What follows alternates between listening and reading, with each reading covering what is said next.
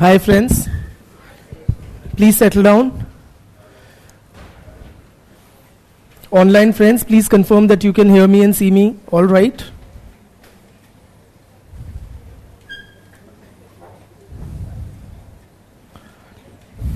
Thank you. Okay, so please close your eyes for a bit.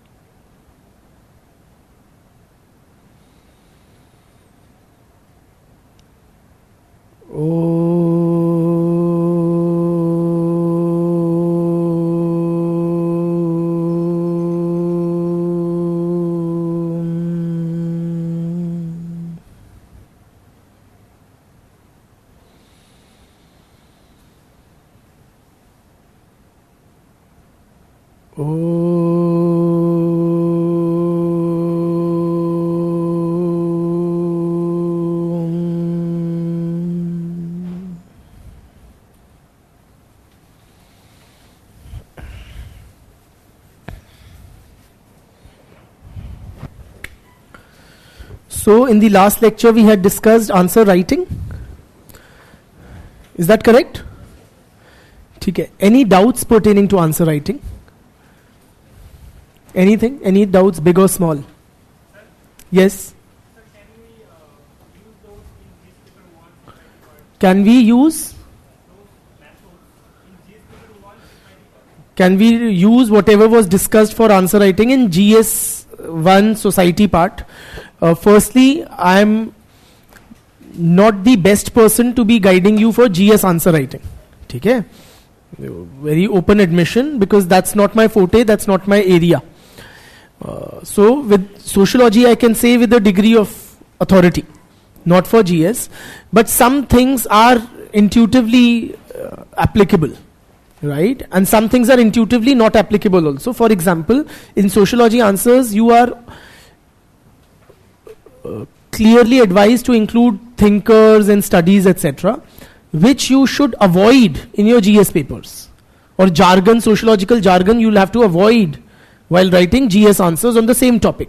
You may take knowledge from here, whatever you've learnt in sociology classes, but write it in the GS answers in a manner which is palatable or understood by an educated person from any background. Okay? So that difference is there. And I would not frankly vouch to, or I would not, should I say, dare to guide you for GS when I'm not too sure. Okay? A lot of knowledge from here you can definitely use there. How you present it, other teachers will be better qualified to answer that. Any other? Yes, please.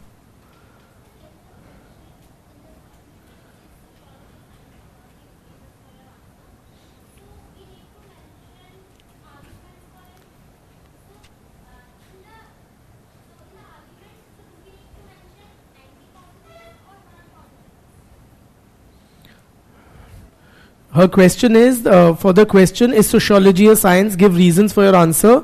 Should we mention, apart from the positivists, should we mention anti-positivists or non-positivists? At your present state of understanding, I have only explained to you what is anti-positivism.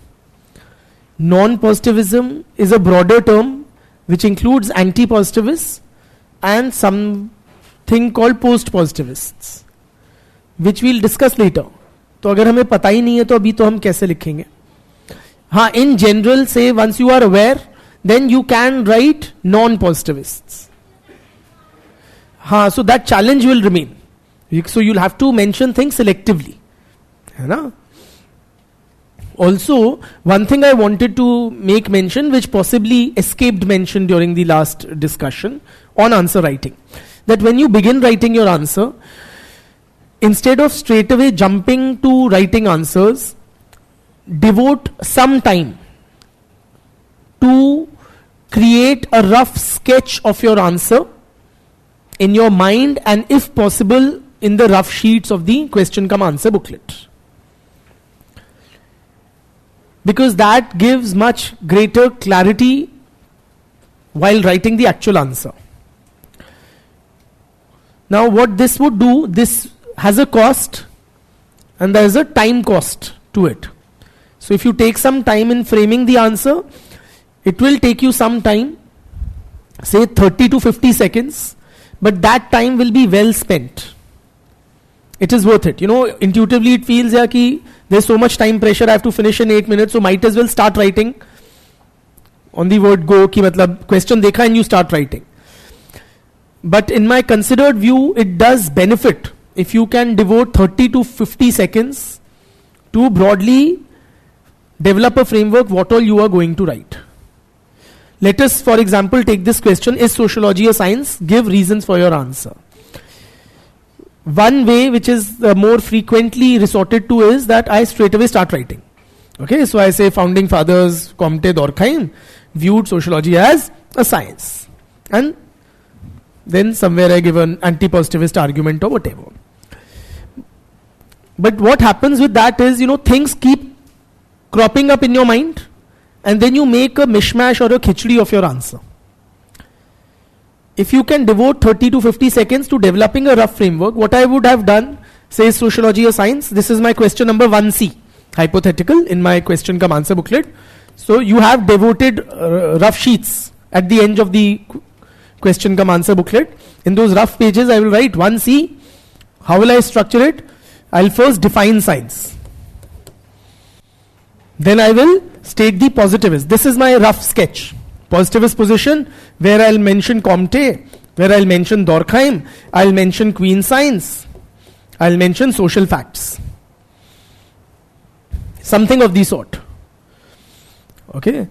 Then I will write the anti-positivist position, where I will mention Weber, where I will mention meaning. You know, some of the key words, the key things that I want to say. Or consciousness, that man has consciousness, so different. Something like that. So this will give a much better structure and flow to my answer. If I begin writing immediately, what happens? You start with the positivist. ठीक है, हाँ यार, fathers कहते थे, founding fathers की है. And then you realize, like after a few lines, अच्छा, I should have defined science. उसके बाद you start writing the definition of science. So it's not a proper flow in your answer, no? Then you write some anti-positivist position. Then you said, अच्छा, Queen Science तो लिखा नहीं. तो फिर आप however डाल के सोचते हो सब चीजें हल हो जाती हैं. तो आप लिखते हो however Comte said it is a Queen. तो क्या होता है? Your arguments don't come at one place. Your answer should make for a good read. So all your say in this question, all your positivist type बातें, arguments should be at one place. Then एक however डाल के the anti-positivist stance या subheading डाल के. Are you with me? So try do that. And also what happens, you know, when you consider it very costly in terms of time, it is not really so in the sense you otherwise also, even if you begin writing immediately, you do end up taking time thinking. You do so after writing a few lines. Then you think, अच्छा अब क्या लिखूं? Okay, so you do pause and collect your thoughts. If you do that at the beginning itself, it will give a much better look to your and read to your answer. So do consider this. Many of you will dismiss this as impractical, I know. ये सब कहने की बातें हैं, करने पे आती है तो लिखना ही पड़ता है 7-8 मिनट के अंदर, कौन करेगा ये सब? But it is a worthy investment of time. ठीक है? And once you are, currently you are taking 15-20 minutes. If you are able to bring down to 8 minutes, you can also bring it down to 7.5 minutes. And the 30 seconds you can then devote to framing your answer. ठीक है? कम तो writing speed तो बढ़ानी है. 15 से 8 तक ले आओगे तो 7.5 तक ले आना. आधा मिनट सोचने में और फ्रेमवर्क बनाने में डिवोट कर देना. ठीक? So that was that. Last topic we had covered was religion. Correct? Durkheim's views on religion. Had we also done a criticism of it? Chalo. Good riddance. Riddance तो क्या ही है, जीवन भर पढ़ना पड़ेगा जब तक यूपीएससी दे रहे हैं. But we are done for it for now. Done with it. Now moving on to the next topic, which is division of labor. Firstly, while writing answers, don't use shorthand like DOL for division of labor. In your notes it's fine, and don't do that ihsan on the examiner also, that first time you mention division of labor you mention in brackets DOL and thereafter you start writing DOL. Don't do that. Avoid such short forms, and don't use this for according और this for according. ठीक है. हाँ, क्या BCZ for because God, that's sacrilege. हाँ, never do that. ठीक है. तो अपनी भाषा अपने पास रखें, जो सार्वजनिक भाषा है उसी का प्रयोग करें. Now coming to the topic, division of labor in society. This was, friends, the first major sociological work of Sri Durkheim. It was the PhD thesis of Durkheim, titled Division of Labor in Society.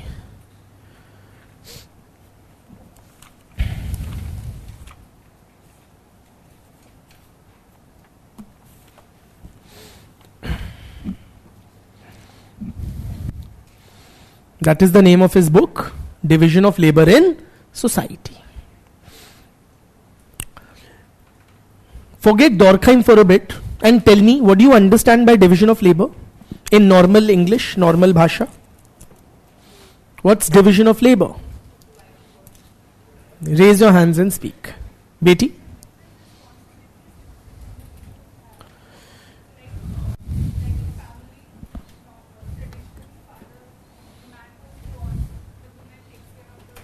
That's such a wonderful division of labor we have within the family.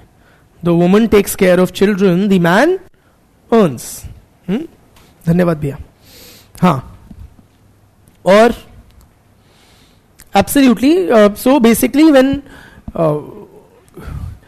parts of a task are divided between persons and every segment is then performed by a particular person.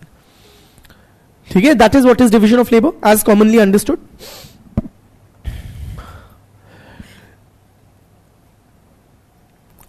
Before Durkheim, friends, now Durkheim clearly was not the first person to have analyzed division of labor. Okay, before him, which stream had particularly, or which branch of knowledge had particularly paid attention to this phenomena of division of labor?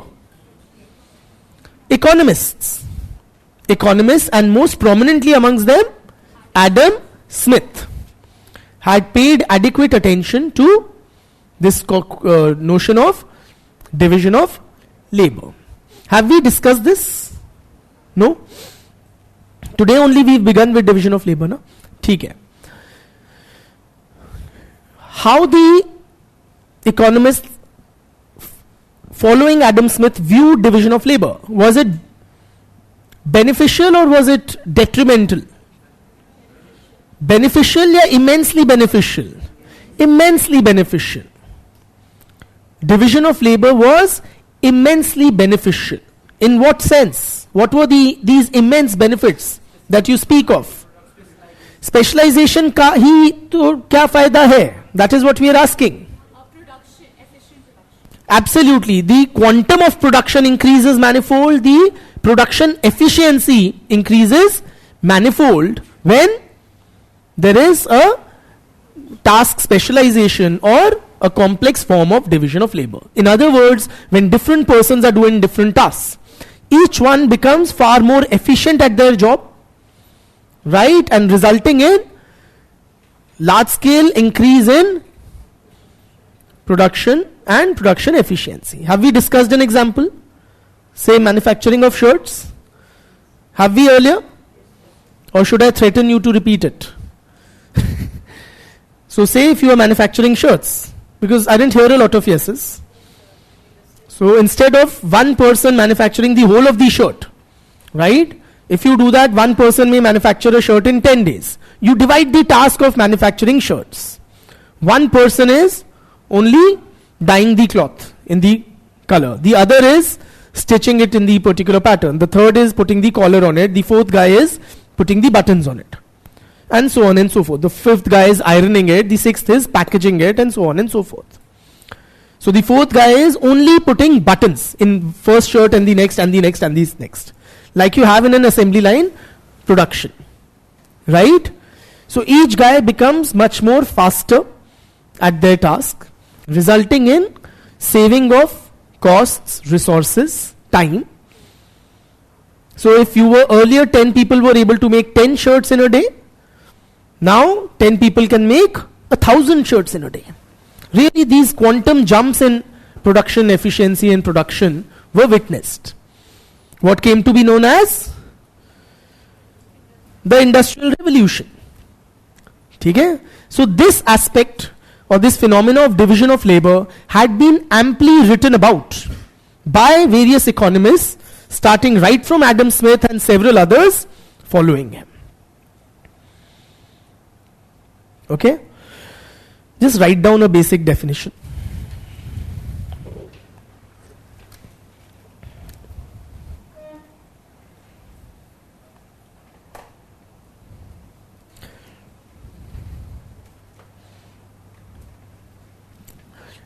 I have some doubts from the online students. Guys, let me take it up some other time, as in maybe just before the break today. Division of labor means splitting up of an activity into a number of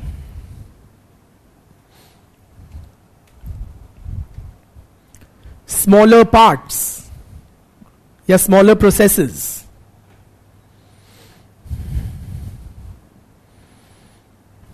Full stop. These different processes or tasks are then undertaken by different persons.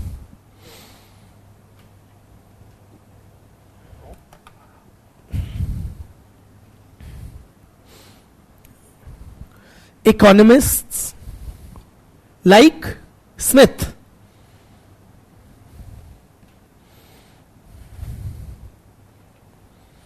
viewed this process of skill specialization resulting in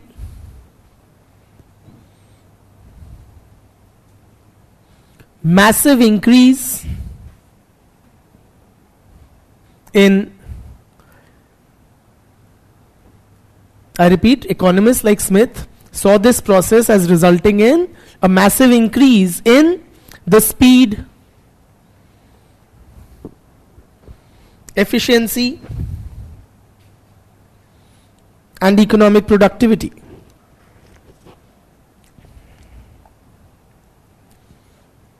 ठीक?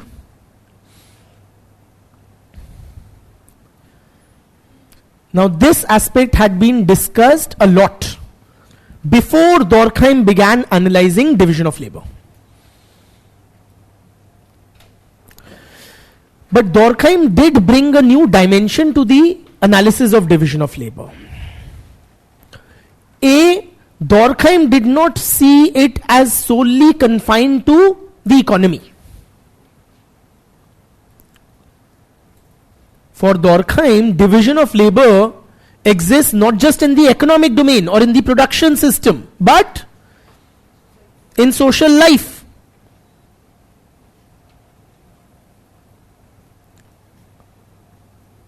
In all aspects of social life, there is division of labor. Not just in the economy. like someone rightly pointed out, there is division of labor in the family. Is there a division of labor in the education system? Of course there is. Teachers do the teaching, administrators do the administration, ityadi. Is there a division of labor in the political system? Of course there is. You have some persons entrusted with policy making, another with other set of people with policy execution, so on and so forth. Right? So division of labor is not just confined to the production system, but it exists throughout the society.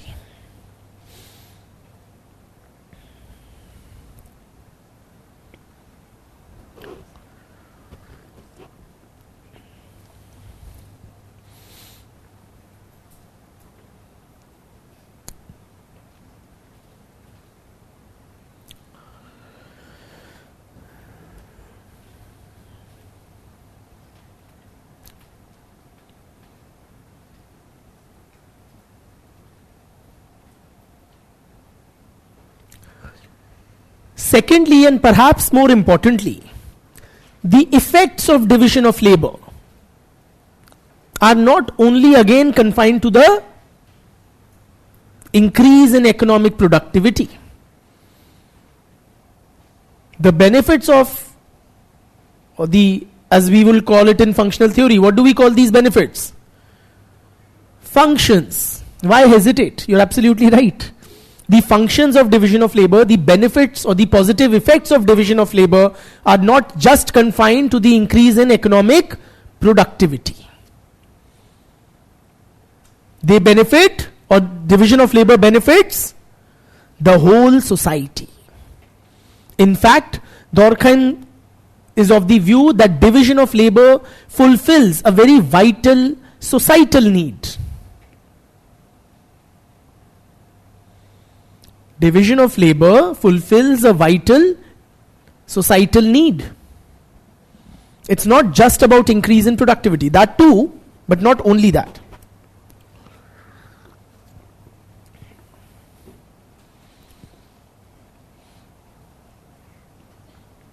It fulfills some vital needs of the society.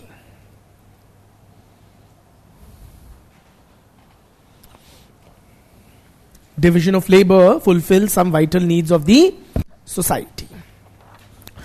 Now friends, are we done with that introduction bit? What societal needs it fulfills, we'll discover as we proceed. You know, when Durkheim began this project or his PhD thesis, he was greatly troubled by one particular aspect of social life. Now he was writing in the context of the transition from pre-modern to modern society in the aftermath of the French Revolution. Now, one thing that which literally troubled Durkheim's young mind then was that in pre-modern society, what was the value system? Collectivism or individualism? Collectivism. In pre-modern society, collectivism prevailed. But in modern society, individualism has increased and increased incessantly. It has reached unprecedented heights. Now this very incessant increase in individualism, if everybody is thinking of their own well-being, it might literally pull the society apart. What is it that will hold the society together in modern times? In pre-modern society, it is evident, it is obvious, because individualism is suppressed in pre-modern society for the greater good of the society. Yes or no? So there you expect social cohesion. But in modern society, every person fending for himself, thinking only of himself. Yes or no? People pulling in different directions, it will literally tear the society apart. So how will society remain held together in these modern times where individualism has reached new heights? That was the fundamental question troubling Durkheim's mind. ठीक?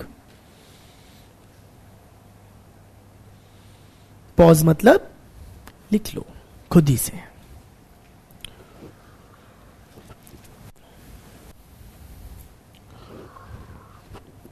क्या लिखोगे? That Durkheim was concerned about the rupturous effects of increased individualism in modern society.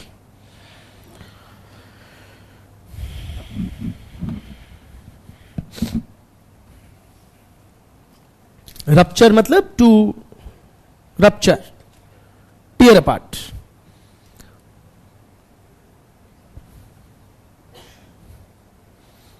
Durkheim was concerned that with very high levels of individualism, how will modern industrial society stay together, intact?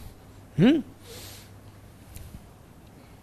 it was in this context that he undertook his PhD thesis of division of labor. We will address this question. Durkheim, and along with him we will find out how will the society remain intact in modern times.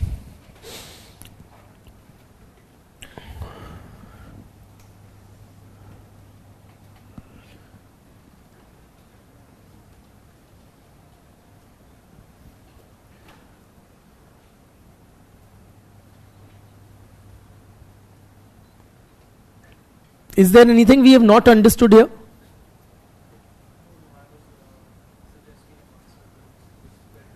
No, answer we will arrive at, no? Don't preempt. ठीक?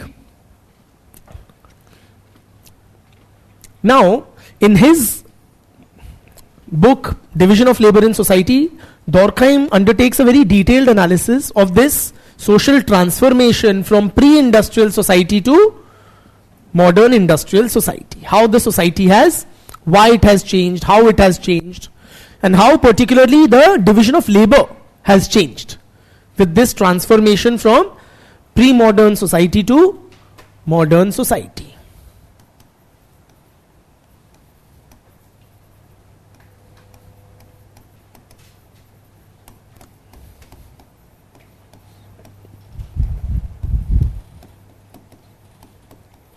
What leads to the change in society from a pre-modern type to the to the industrial modern society? 3 factors. Change in 3 factors leads to a transformation of the society from pre-modern to modern. A change in 3 factors results in this transformation of the society from pre-modern to modern. First factor is volume, what Durkheim calls volume.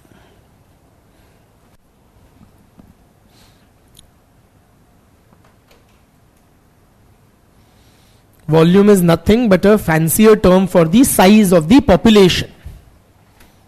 Size of the population. In your answers, don't write POPN for population.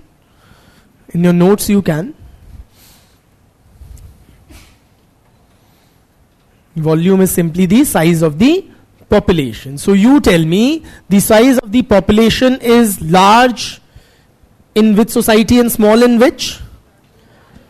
Large in modern society and small in pre-modern society. Medium क्यों कर रहा हूँ मैं इसको? In other words, due to an increase in volume, the volume increases. Yes, size of the population increases. That is one of the factors. The other factor is material density.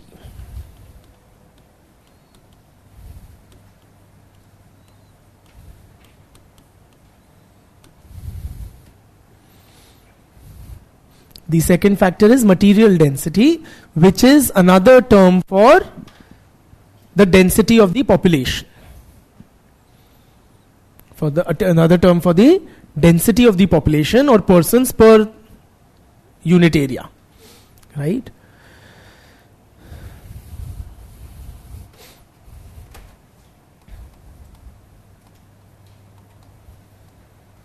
Now what happens to the material density or population density as society transforms from pre-modern to modern? Increases or decreases? Increases or decreases? Increases. Think of a village as the prototype of a pre-modern society and a metropolis as the prototype of a modern industrial society. Are you with me?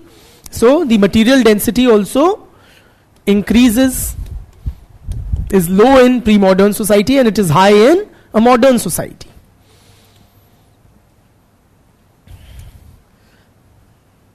The third factor which leads to this transformation is a change in what he calls moral density. Moral density.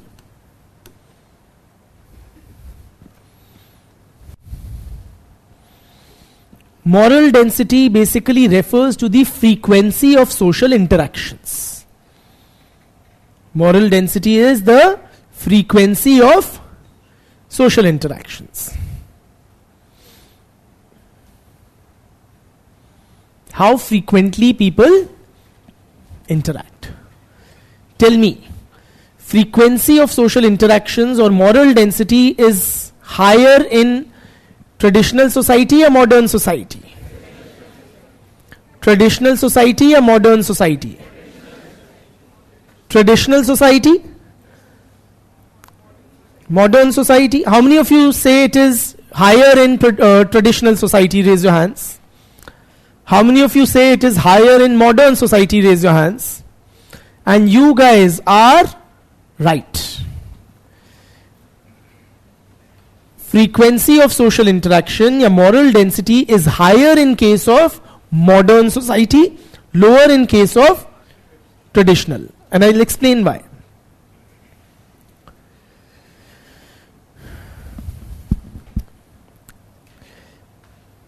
Please appreciate why it is higher in case of modern society. Pehli baat, because the population and population density are higher. Very importantly. In other words, there are far more people to interact with. In case of a modern society, and also they are more compactly packed. Are you with me? Meaning there is high population density or material density. Also, greater frequency of interaction is due to, very importantly, due to technological advancements. Technological advancements. Particularly advances in communication technology, transportation technology.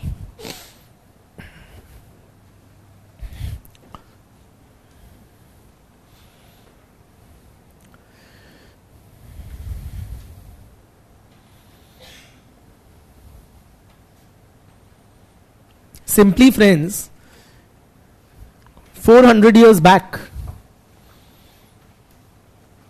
if I had to send a message to you sitting in another city, how would I do that? Sorry? How would I do that? Send a kabutar or something? A pigeon message or messenger boys relaying it from one city to the next. My message which reach you in several days, weeks, months, and then you will respond. Yes or no? And then the post and telegraph was invented. That increased the frequency with which I could interact with you.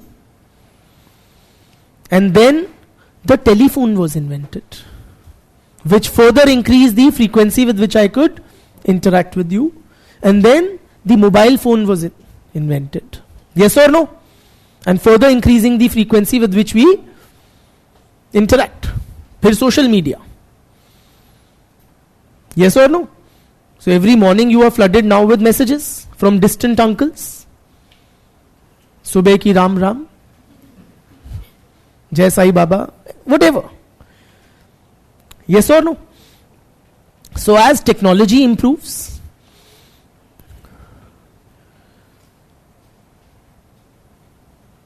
imagine yourself staying in a village. How many people you would interact with? And compare it to yourself staying in the metropolis of Delhi. You travel simply, say, in a village by a bullock cart. You and the bullock cart driver. That's all. But here you travel by metro. And you are interacting with scores of people. But the question is that really interaction? We don't interact. Especially we girls from good families, we don't interact with these strangers. Huh? Nahin? We keep to ourselves, and we keep a very snobbish look also deliberately, so that we don't have to interact with these strangers. Do we interact with people, strangers in the metro? Is there social interaction at play there? You bet you do. You really do. Lot of interaction is taking. Interaction doesn't mean, long chats or heartfelt exchanges. किसी से आप नजरें मिलाते हो तो आप उससे interact कर रहे हो. किसी से आप नजरें चुराते हो तो भी आप उससे इंटरैक्ट कर रहे हो. किसी से धक्का दे रहे हो या ले रहे हो, उसमें भी सोशल इंटरैक्शन है. Are you with me? So there's a lot of such social interaction. Mass media. So much of receiving of communication. है ना? अब द्वार बाईं तरफ खुलेंगे. ठीक है? So lot of interaction, one way, two way, lot of interaction is taking place.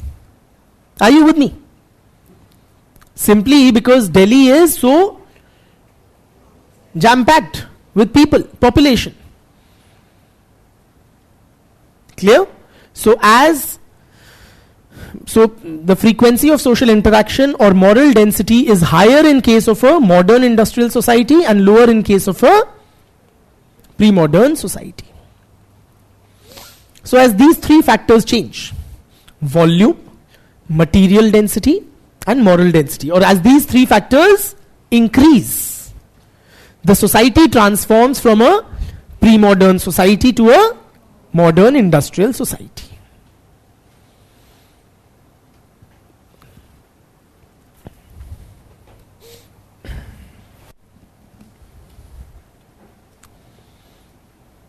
As there is an increase in the population density and frequency of social interaction, or as Durkheim would call them, an increase in volume, material density and moral density, society transforms from a pre-modern one to a modern society.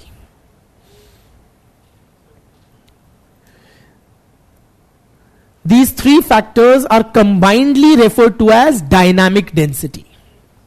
As dynamic density. So we can talk of them as these three or combinedly together as dynamic density.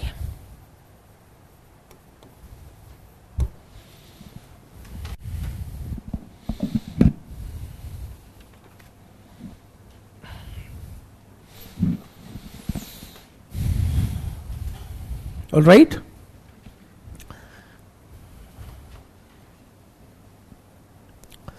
Now, may I? Now, as a society changes from a pre-modern one to a modern society, not only are these three factors changing, but it results in a change in various other aspects of social life as well. There are important changes in other areas of social life, including the division of labor in society as well. समाज के बाकी सभी aspects पे फर्क पड़ता है इसका, including division of labour. Let us now try to appreciate how does the division of labor change as the society transforms from traditional to modern.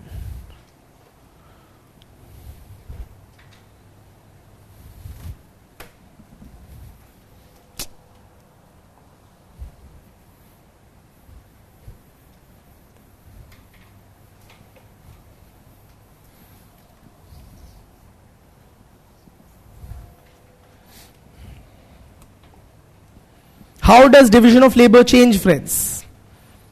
Intuitively, as the society modernizes, what happens to different aspects of work, say technology, production technology? What is the nature of production technology in a pre-modern society? बढ़िया होती है या घस्सी होती है? हाँ, technology is very rudimentary, simple. Yes or no? Basic technology is there in a pre-modern society. The production technology is rudimentary or simple.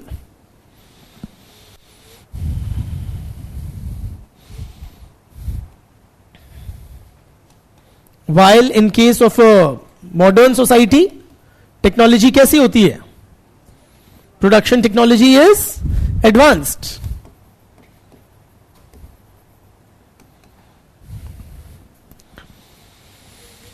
What about the number of occupations? Is more in case of which society? Pre-modern society or modern society? Number of occupations. Intuitively tell me, forget sociology or what Durkheim would have said. The number of occupations or occupational categories is more in or far more in pre-modern or modern society? Modern or pre-modern? Modern society. Clearly, so number of occupations also increases manifold. So you have a limited number or few number of occupations in pre-modern society, but in modern society you have a very large number of occupations. Pre-modern society में कितनी होती हैं? गांव में चले जाओ भारत के, कितनी occupational categories होती हैं? See, most people in a pre-modern society, what is the nature of the economy? It is an agrarian economy mostly. So, a large segment of the population would be engaged in agriculture or allied activities like cow milching or stuff like that. Animal husbandry vagera. And then they would have some craft specialization or artisans. You would have a sunar and a lohar and a kumhar. Yeah? Darzi and all of that. ठीक है, barber होगा. So you would have 20, 30, 40 occupations. And how many occupations are there in modern industrial society? कितनी है? Sorry? हाँ, tens of thousands. Very large number of occupations are there in modern industrial society. What is the basis of division of labor in a pre-industrial society? Arthat, on what basis are people assigned tasks? Who does what is decided by what criteria? Caste, okay, but say if you're talking about Europe where there is no caste, what will you say? Ascriptive criteria, like caste, huh? Or birth basis, as she was pointing out. So in pre-modern society, the basis of division of labor, or the basis on which people are assigned tasks, would be ascriptive criteria, or ascriptive criteria like caste or something, or sorry, वही hereditary, family occupation, birth based. What else apart from that family occupation thing? Sorry, gender, absolutely. Women doing certain types of tasks, men doing certain other types of tasks. Yes or no? So आदमी खेत जोतेगा और लुगाई उसके लिए रोटी पोके लाएगी sir पे रख के, something of the sort, या पानी सींचेगी from the well, village well, taking care of children, etc. Or age. Adults would do certain tasks, children would do certain other tasks. Elderly would do, oversee the children and lay sick, whatever. ठीक? What are the basis of division of labor in modern industrial society? Your skills, your specialization, your educational qualifications, talents, experience. Also, does ascriptive criteria, gender, etc. have a role to play in modern society as well? Yes, they do. Those two, or other could be stuff like inclination. Yes or no? मेरा मन नहीं है engineer बनने का, इसीलिए मैं UPSC preparation में आ गया. For many of us, right? One's interest or inclination. Point is, friends, that division of labor is far more simple in pre-modern society, and it becomes more complex in case of modern industrial society. Its basis changes, the number of occupations increase manifold, the number of people engaged in various occupations increase manifold, technology improves substantially.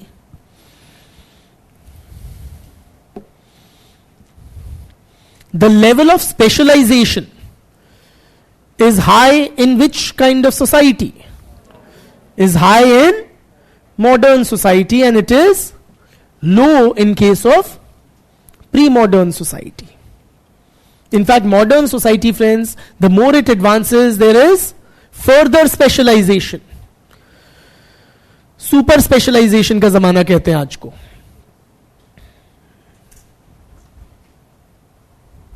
Yes or no? So you are not an engineer.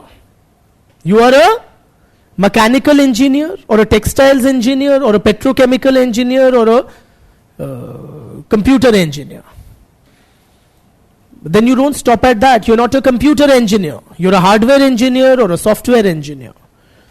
Not just that. You're not just a software engineer. You're a C++ programmer, या Java programmer, या DBMS kind of a guy.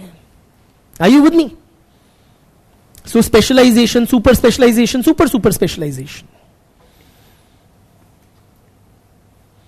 In your own lives you may have felt it, particularly say, in our childhood we used to go to a doctor.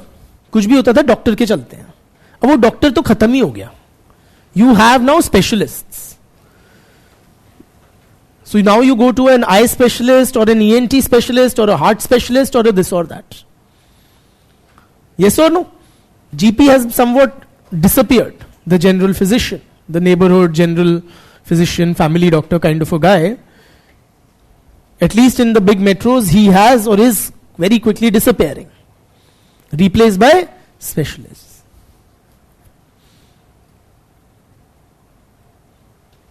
I went to a GP once, they referred me to an eye specialist. Okay, and that eye specialist, he said कि I further refer you to a retina specialist. He said मैं cornea में deal करता हूँ ज़्यादा. मैंने कहा ठीक है भैया, उसके भी टुकड़े कर दो. हाँ.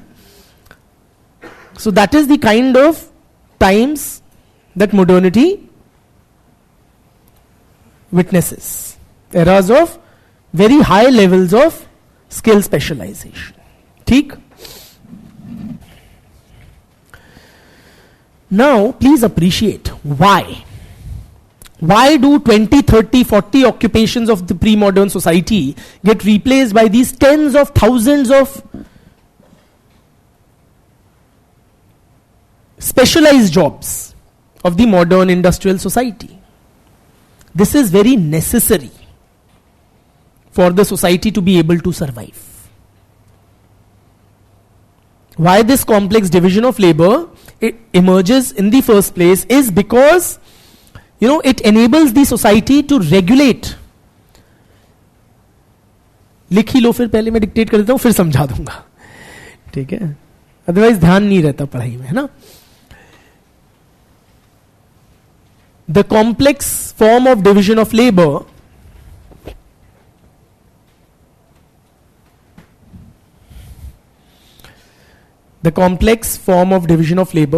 with large number of occupations,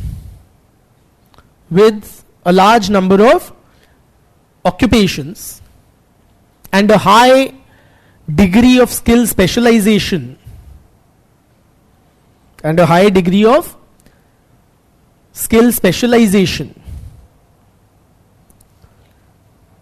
emerges in modern society. Full stop. This enables the society to regulate competition within each occupational category.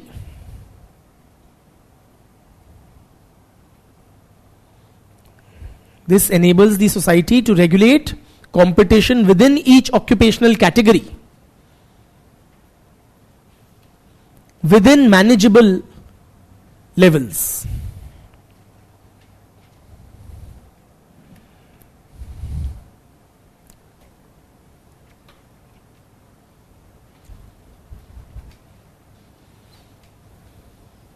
Imagine if you were just an engineer, you would be competing with so many. Imagine if only 30-40 occupations had remained. Population size has increased manifold, and these people are more compactly packed. So say in a traditional village, what is the size of a total population? India के किसी गांव की क्या आबादी होती है? 1000 तक मान लो ऑन एन एवरेज. 1000 भी एक डिसेंट साइज गांव है. 500,000 लोग होते हैं, उसमें यू हैव 30 ऑक्यूपेशंस. देन पर ऑक्यूपेशन कितने लोग हो गए? 1000 by 30 35 people per occupation. Okay, not doing the children thing, but say 35 persons per in every occupation. Now imagine population, instead of 1000, you come to a metropolis. What is the population of Delhi? 2 crores odd. It is about 2 crores. Now in 2 crore people you have only 20-30 occupations. In every occupational category you'll have how many people? Scores of, simply because we are all bad at math. But very large number of people. So there will be cutthroat competition. Yes or no? If the number of occupations remained at the same level as in pre-modern society. So what does the society do? It finds a mechanism, it finds a way out by increasing the number of occupations. So, for example, you want an engineer competing with other engineers. You are a C++ programmer competing with fellow C++ programmers for clientele or business or whatever, or jobs. Are you with me? My occupation is what? I'm not a teacher competing with other teachers. I am a sociology teacher. But I'm not just a socio teacher competing with all other sociology teachers. I am a sociology optional teacher for the UPSC exam, competing with only other sociology optional teachers for the UPSC exam. A much narrower category. Are you with me? If I were a teacher, there are tens of thousands of teachers vying for the same clientele or whatever. Even if I were a sociology teacher, I would be competing with so many. But I'm not competing with the college sociology professor or the school sociology teacher. I am who? I am a sociology optional teacher for the UPSC exam. And we are what? 4 or 5 people who are in the competing with each other, which is a fairly manageable number. हम खून खराबा फिर नहीं करेंगे. Yes or no? So this is society's way of ensuring that within each occupational category the level of competition is somewhat regulated up to manageable levels. ठीक? Now,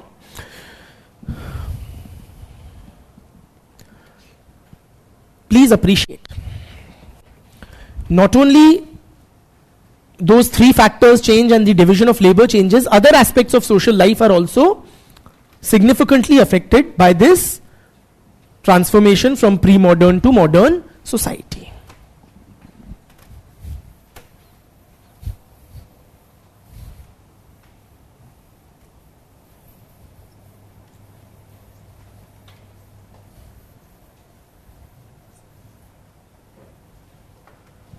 What other factors are affected? For example, what about the nature of the population? You would expect a more homogeneous population in which society?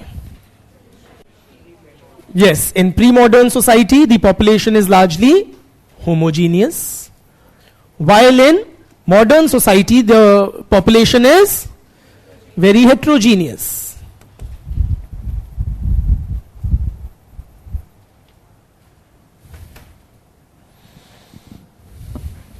Meaning what? Homogeneous meaning people are characterized by sameness. Characterized by sameness. They are quite similar to each other in many ways.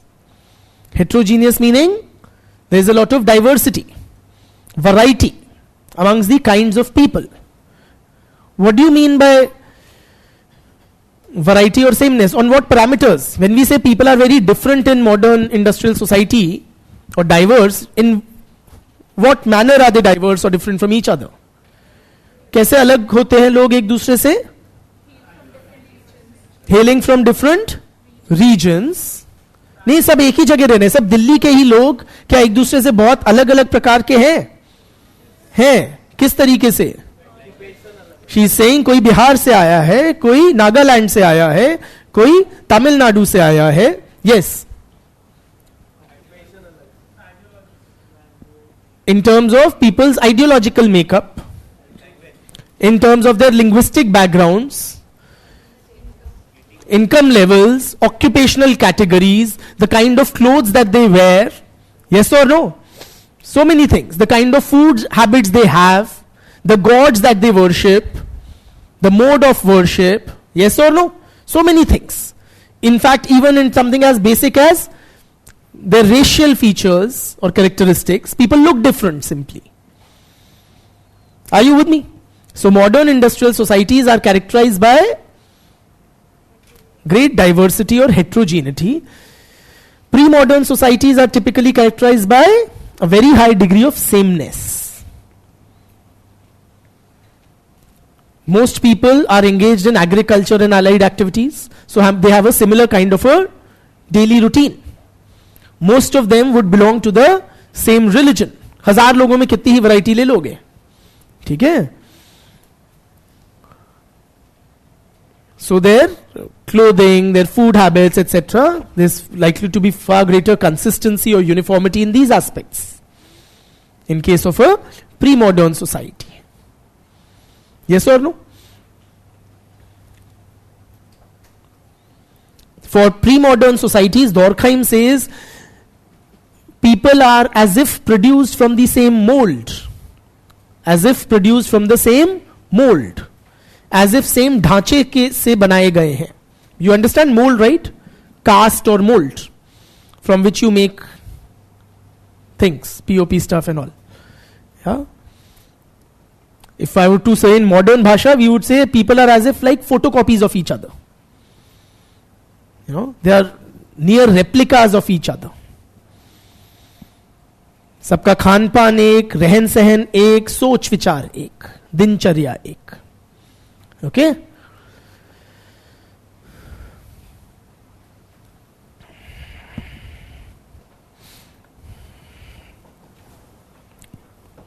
Also, there's something, Durkheim uses this term conscience collective. Conscience collective.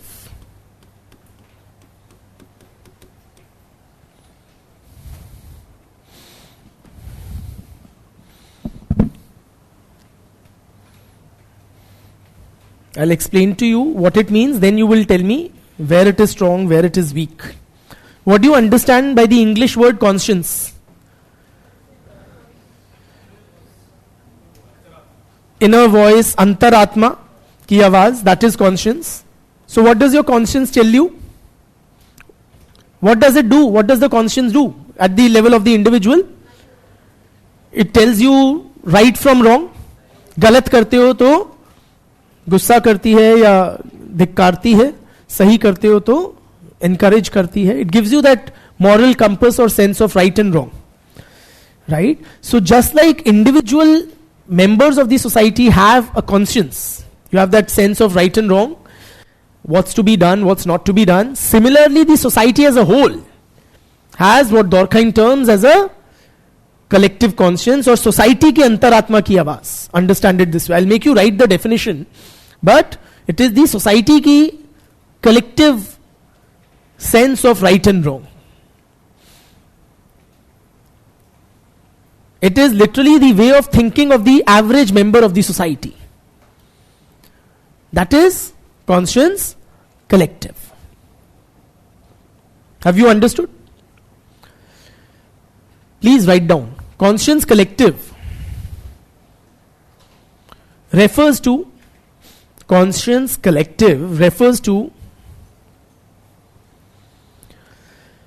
the totality of beliefs and sentiments. Totality of beliefs and sentiments common to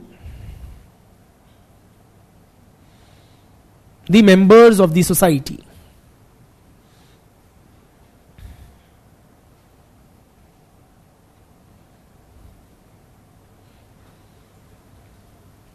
लोगों के सोचने का तरीका, ठीक है? या जैसे हमारे समाज में बोलते हैं चार लोग होते हैं ना, वो चार लोग जो हमारे जीवन को बहुत अफेक्ट करते हैं. That is the conscious collective, कि चार लोग क्या कहेंगे. ठीक है?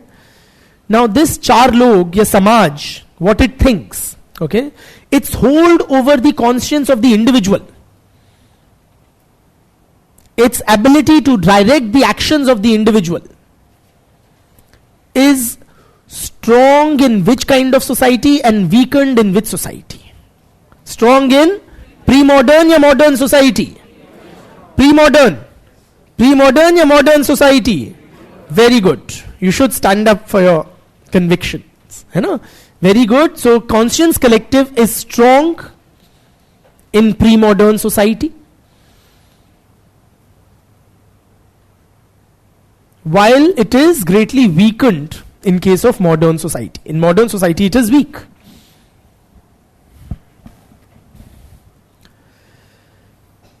In other words, collective conscience represents the hold of the society over the individual. Right? Represents the hold of the society over the individual. And that hold is stronger clearly in case of pre-modern. Why is it weakened in case of modern society? चार लोग क्या कहेंगे, इससे modern society में कम क्यों घबराते हैं या कम क्यों अफेक्ट होते हैं? Raise your hands and speak, otherwise it will remain a cacophony. One is of course that there are too many people. तो अगर मैं ड्रैग में निकल भी गया, किसी को क्या ही पता, है ना? बिल्कुल. So one is the simply the mass of people that is there, heterogeneity. So absolutely correct. Yes or no? So to me, so I may eat beef. What if you don't, or your religious views don't permit? Yeah, my views as a Muslim or as an atheist may permit me to eat beef. And I couldn't care less about what you think. Yeah? Yes? My occupation doesn't depend on? We'll come to that. We'll come to that part in a bit. But yeah, So point is, we clearly understand that the collective conscience is strong in case, or the ability of the society to affect the individual is far stronger in case of traditional society than in case of modern society. ठीक है? What about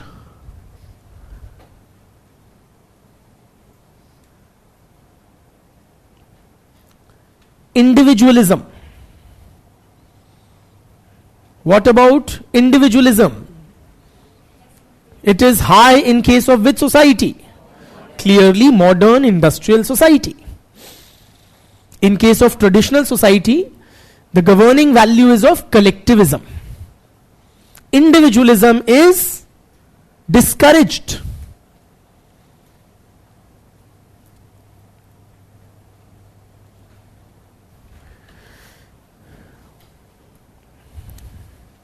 Individualism is very, kept in check in case of traditional or pre-modern society. But in case of modern industrial society, it has increased kitna? Itna, right? It has increased manifold. There is heightened individualism in case of modern industrial society. और क्या इससे हमारा समाज तितर बितर हो जाएगा, बिखर जाएगा? आइए आगे देखते हैं. What happens to the okay, let us also appreciate, he writes about the nature of the law, how the nature of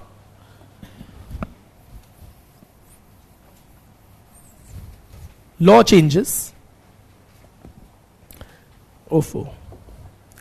The law is repressive in case of pre-modern society.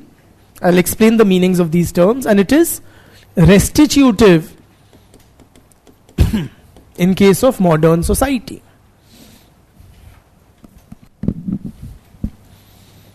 The law is repressive in case of pre-modern society and restitutive in case of modern society.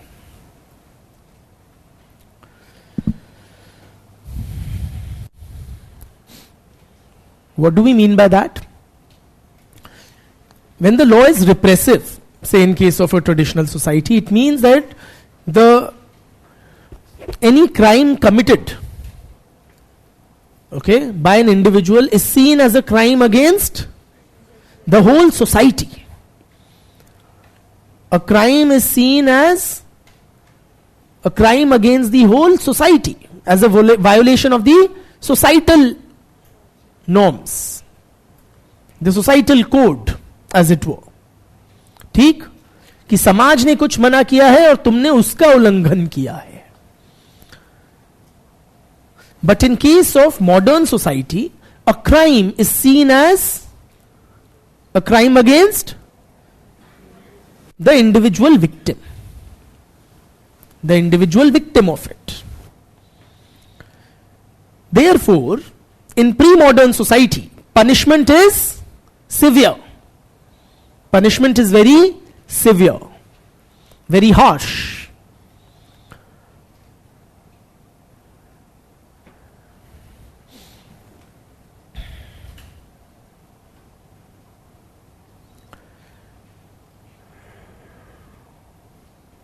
But in modern society, the purpose of punishment is not so much to, see, a crime in pre-modern society hurts the conscience collective, hurts the whole society. So the whole society is as if setting the errant individual right, okay, and giving him an exemplary punishment, a very harsh exemplary punishment. But in modern society, it is only the concerned person, the victim of the crime, who is seen as this wronged fellow. So the idea is restitution, or kind of restoring the state as it was before the commitment of the crime. For example, in case of modern society, if I say if I have a criminal, okay, and he cheats you of 1 crore rupees, then the purpose of the law is to ensure that you get your 1 crores back. Are you with me? But in case of pre-modern society or a traditional society, if you commit a theft, what will be done? Haath kaat denge. Your hands will be cut off. If you look at a woman outside of your family, your eyes will be gouged out. Are you with me? So punishment is very severe because it hurts the whole society. Now, of course, this is not a blanket or a very clear distinction. In other words, even in modern societies, do we have some harsh punishments like capital punishment or death penalty still retained not only in our society but even in USA, for instance? Okay, so for certain crimes, but like Supreme Court has said, it is to be used in the rarest of the rare cases. Are you with me? Say a parliament attack where the conscience collective is hurt, or a Nirbhaya gang rape. It was considered as very brutal, right? And it hurt the whole society. So there was a clamor for death penalty for the convicted persons. Are you with me? But in general, the law is repressive in case of traditional and restitutive in case of modern society.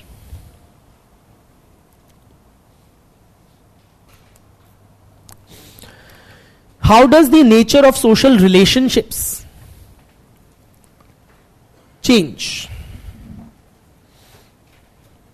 How does the nature of social relationships change, or how is it different in a traditional society and in modern society? How many of you have lived in a village and in a city both? Raise your hands. बताइए, क्या रिश्तों में कोई फर्क होता है गांव के और शहर के रिश्तों में? क्या फर्क होता है? What is that difference? Raise your hands.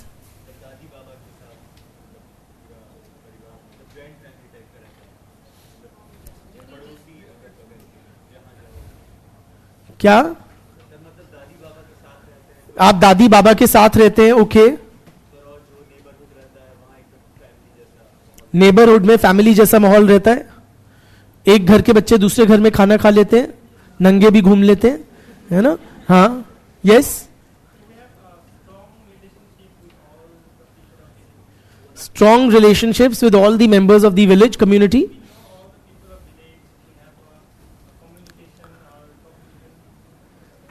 You have personal relationships with all the members of the village. You know them well, etc. And how is it in Delhi, beta?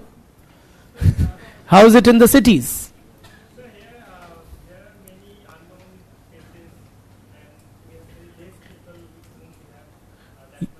There are too many people, but very few amongst them whom you would have personal acquaintance with. Huh?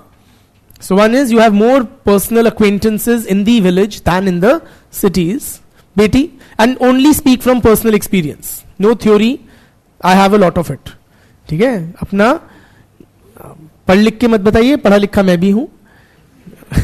जो आपने जिया हुआ है अपने जीवन का वो बताइए. People of village are very helpful. And how are people in the cities? She's saying people in the cities are somewhat heartless. They don't care for others. They won't even bother to help. Actually, there have been cases. Recently there was a video of a girl being stabbed. I think it was from Delhi only, in some gully in Delhi. And people were almost casually walking by. Earlier also, I remember a few years back, there was a news item from Visakhapatnam. A girl was raped in broad daylight on the streets of Visakhapatnam. Okay? So you have a lot of such instances, or which really one could classify the city people as somewhat heartless, uncaring of others, while in the villages people really care for each other, you're suggesting. और बताइए brother.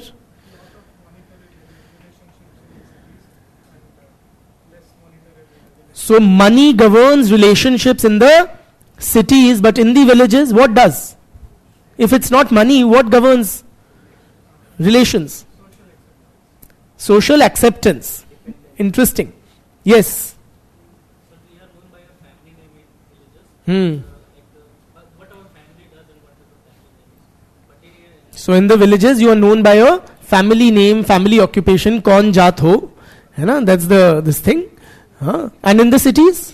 we are known by our individuals, like what we do. What Okay, so it's not on the basis of your family, kiske bete ho, acha uske pote ho. That doesn't matter in the cities. What you do is what matters. Liberty. You've stayed in a village? Where? Uttar Pradesh. So you're saying there is greater liberty in the cities? Okay, like liberty to do what? For example? He's saying all is not dark and gloomy in the cities, guys. You have greater freedoms. Bitia, no crosstalk. Breathe. In the nuclear family, you can simply breathe more freely than in a suffocating atmosphere of a joint family in the village.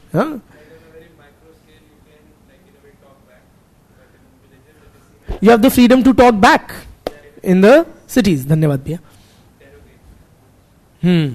ठीक है. Of all the freedom that the city affords, it's the freedom to talk back which struck you, but ठीक है. Yes, बेटी.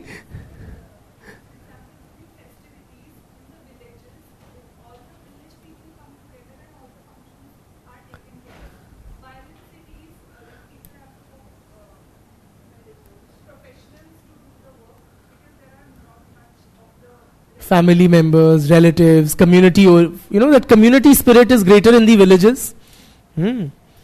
Cities में तो how many of you have like celebrated festivals alone?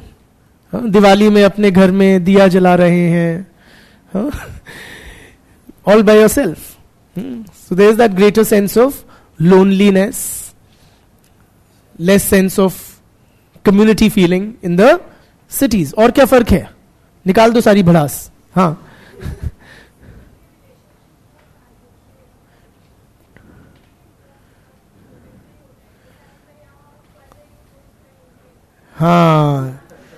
तो ये कुछ पलों का रिश्ता है ना?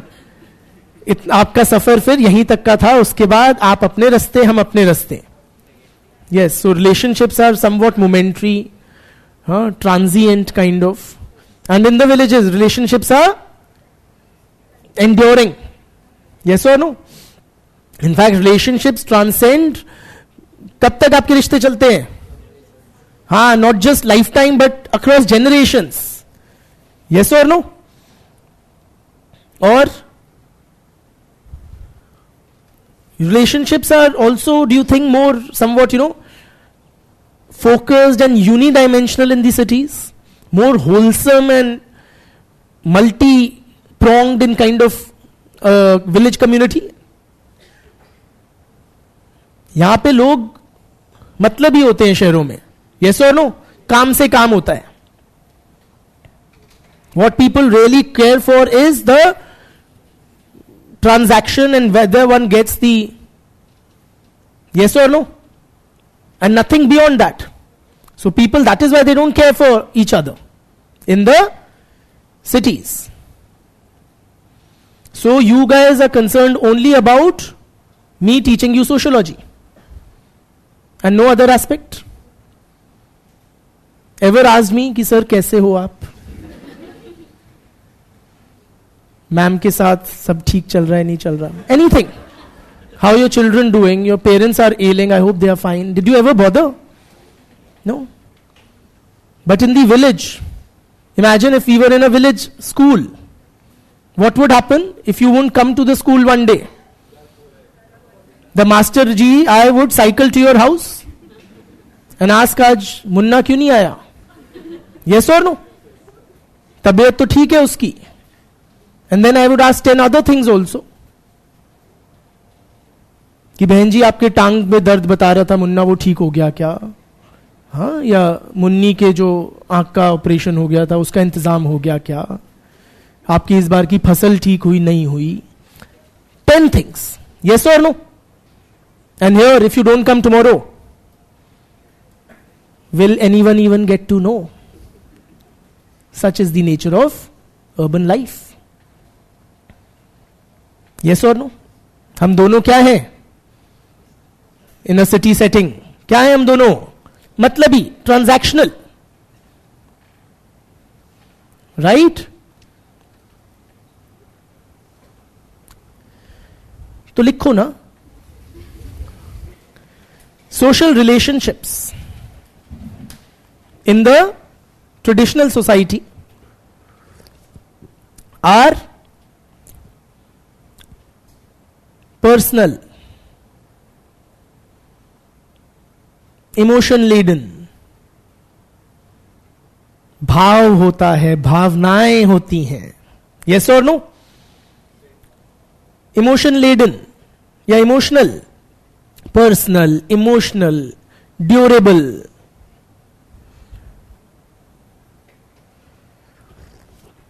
And multidimensional.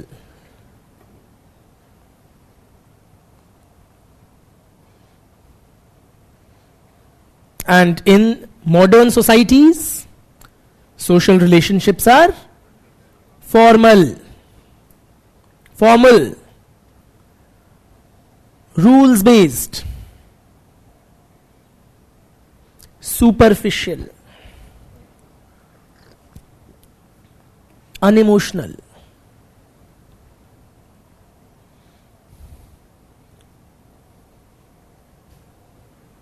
Purpose driven, transient,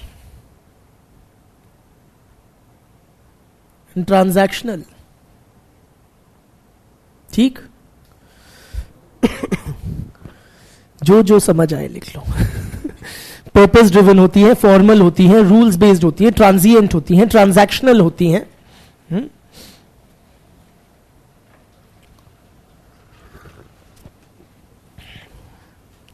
next dimension. What about the interdependence between the members of the society? Next parameter we evaluate or compare these two societies is on interdependence amongst the members of the society. Now tell me, interdependence amongst the members of the society is more in a traditional society or in a modern society? Interdependence amongst the members of the society is more in case of traditional or modern society? How many of you say it is traditional society where there is more interdependence between the members? Raise your hands. And fully. Okay. How many of you say it is in modern society that there is more interdependence between the members? And you guys, my dear friends, are right. The degree of interdependence is more in case of modern industrial society. And let me explain why. Yeah, explain. Those who raised your hands that it is more in modern society. Why? In modern societies, like there is specialization in so like the person does just a limited set of things. But in traditional societies, person can do many things. Wonderful. Very nicely explained. Absolutely. Or, so he just nailed it on the head. Basically, friends, please appreciate. The nature of society itself has changed. People's needs have increased. People's perceived needs have increased as the society has modernized. People are consuming more. There are more things to be consumed. Are you with me? Consumerism and materialism has increased. So people are consuming more and more. Couple that with the fact that there is skill specialization. There is skill specialization. Also, as technology advances, no, the level of interdependence increases.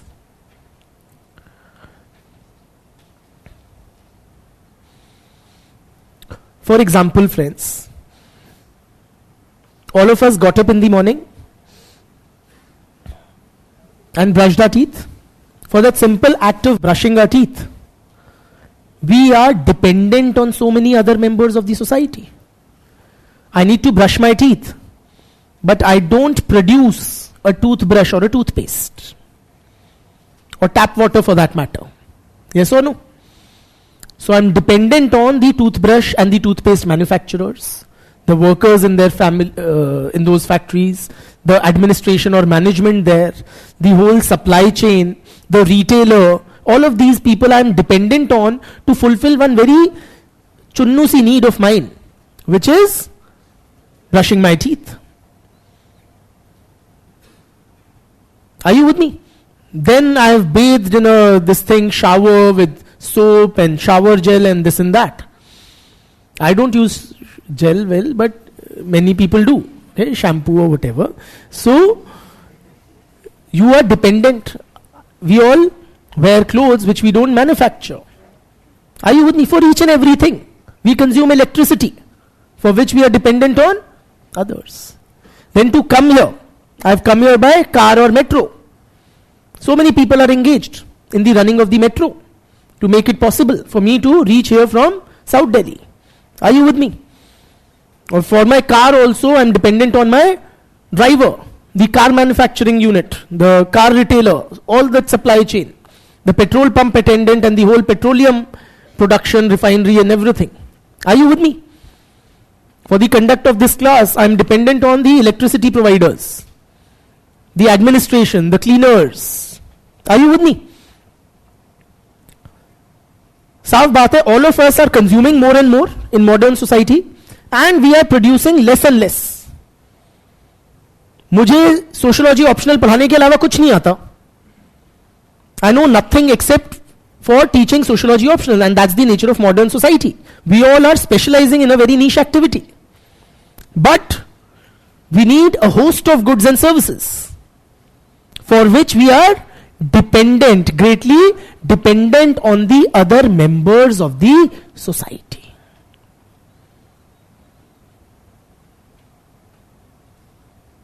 What about traditional society? वहां भी तो लोग basics of life करते थे. तब internet नहीं था, तो इंटरनेट प्रोवाइडर्स पे कोई डिपेंडेंस नहीं थी. इलेक्ट्रिसिटी नहीं थी, तो इलेक्ट्रिसिटी प्रोवाइडर्स पे डिपेंडेंस नहीं थी. गाड़ी नहीं थी, तो गाड़ी मैन्युफैक्चरर्स या फैक्ट्रीज एंड वर्कर्स एक्सेट्रा पे डिपेंडेंस नहीं थी. पेट्रोल नहीं था. Are you with me? सुबह उठा, अपना दातुन पेड़ से तोड़ा और खुद कर लिया. फिर झरने पे गया, वहां नहा लिया. Are you with me? So there was a lot of, living in a very closer to nature, without much intervention of technology, consuming much fewer things. Life was simpler, needs were fewer. So consequently, interdependence was also lesser.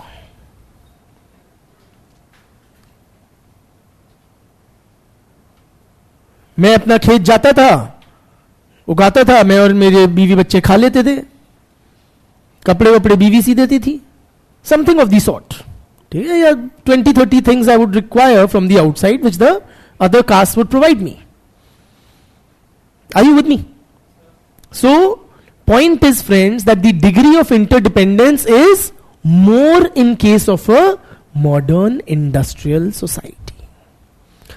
And it is this increased interdependence between the members of the society which provides the society with a new basis of solidarity. This is what is holding the society together in modern times. This yani the interdependence. What is holding the traditional society together? It is their sameness or homogeneity. Traditional society is held together because of sameness or homogeneity. What Durkheim terms as mechanical solidarity. Traditional society is characterized by mechanical solidarity, which arises out of sameness or homogeneity.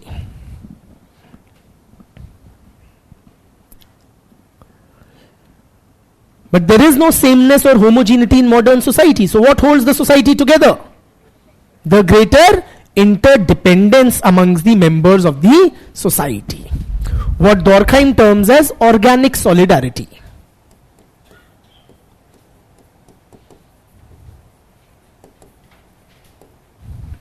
So modern industrial society is characterized by organic solidarity.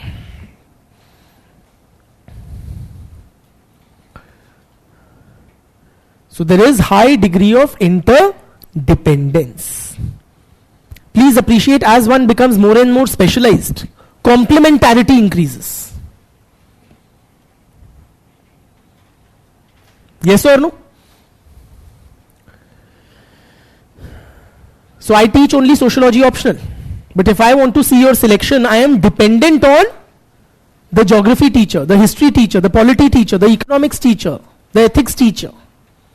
Why? Because I only know a very limited area of work or knowledge. So there is interdependence.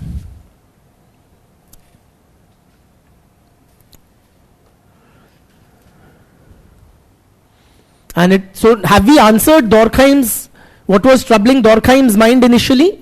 What will hold the society together when individualism as it is at its peak in modern society? It is interdependence amongst the members of the society. I am selfish, right? I am self-seeking, I want my own benefit because there is individualism legitimized in modern society. Still, we are living together. Why? Because I am greatly dependent on you for the fulfillment of my various needs. You are greatly dependent on, likewise, me and other members of the society for the fulfillment of your various needs. And it is this interdependence which results in a new kind of solidarity or organic solidarity in modern society. Okay? So with that, we take a well-deserved break. And we take up your questions, my online friends. After the break, just remind me. And some remind me over here also, that I have to address the online questions. Okay, before we proceed.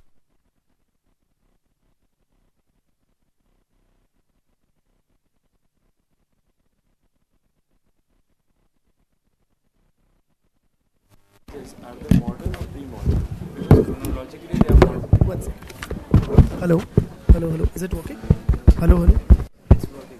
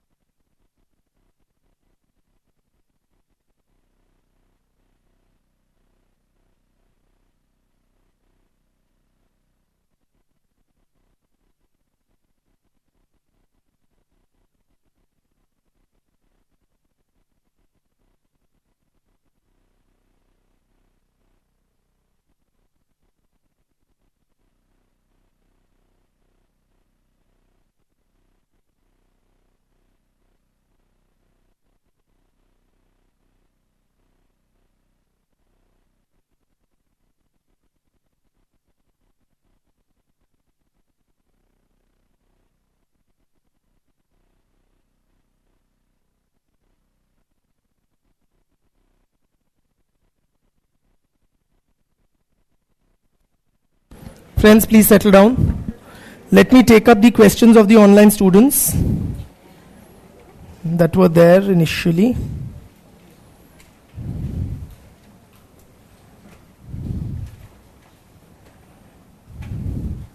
Can we say Durkheim studied religion in a patriarchal form?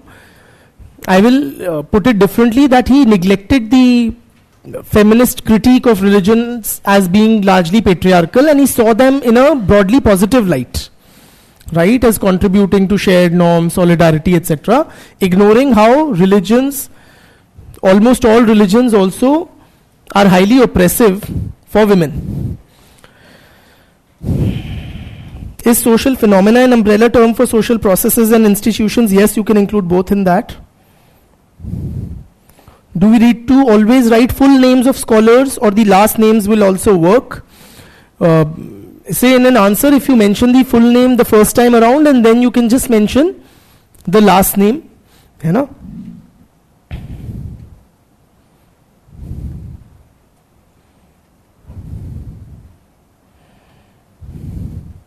How to improve the quality of answers? That will depend on what is lacking therein.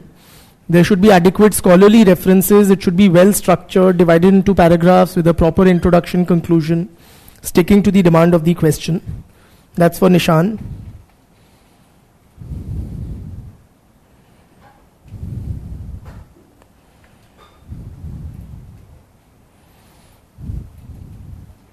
In the question asked, is sociology a value-free science? Do we need to discuss whether sociological study is objective or not? Yes, that is what the question is expecting.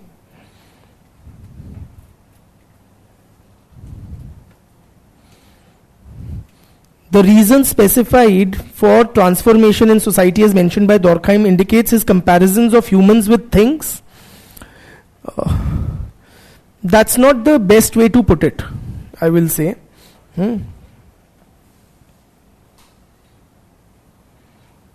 Does conscience collective play the role of social control? Yes, it does.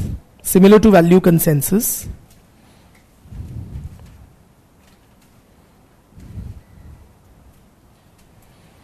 I think that's it. Okay? Chaliye. Moving on to staying with, of course, not moving on, staying with Durkheim's theory of division of labor. What is this now? Too much of modernity. How do I get rid of this? Huh? Thank you. Now tell me, friends, when the society changes from a traditional type to a modern society, any such massive, large-scale transformation of society, is it a smooth affair? Is such large-scale transformation of society from one type to another, is it ever a smooth affair? The answer is clearly no, it is not. Durkheim also contends that when a society changes from a traditional to a modern type, there is an intervening stage of what he terms as anomy. I'll dictate also. There's an intervening stage of anomy. The word anomy literally means, friends, normlessness.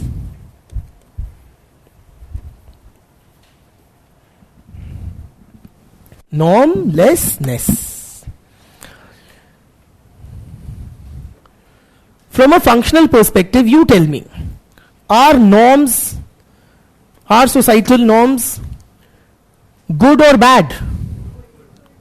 Good. Are they necessary or one can do without them? They are necessary for the smooth functioning of our collective lives. Society requires shared norms and values. But when a society is rapidly changing from traditional to modern, there comes a stage when there is normlessness. Meaning what? The society is not able to offer clear norms, clear guidelines to the members of the society. Likhwa dunga. To the members of the society as to how they are expected to conduct themselves in different situations.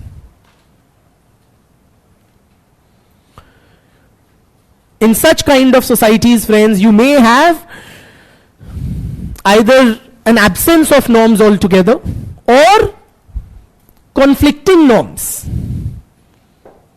governing various areas of our social lives.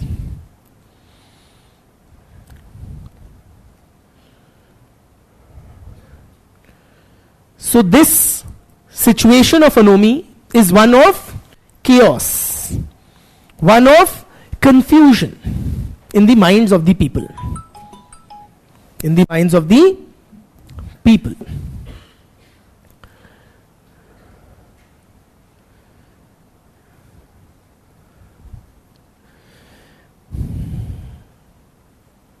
Do you know of any society which is neither pre-modern anymore nor fully modern yet, but is in that stage of transition from a pre-modern society to a modern society?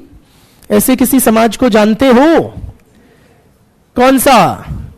Indian society.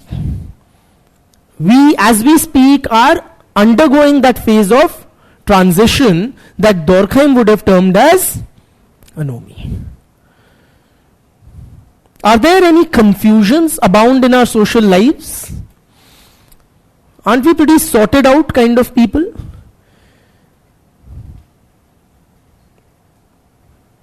In such a transitioning society, a modernizing society, there are confusions, normlessness abounds.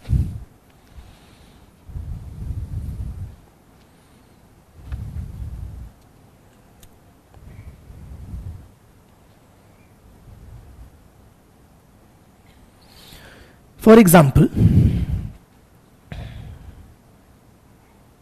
I ask my female future bureaucrat friends here,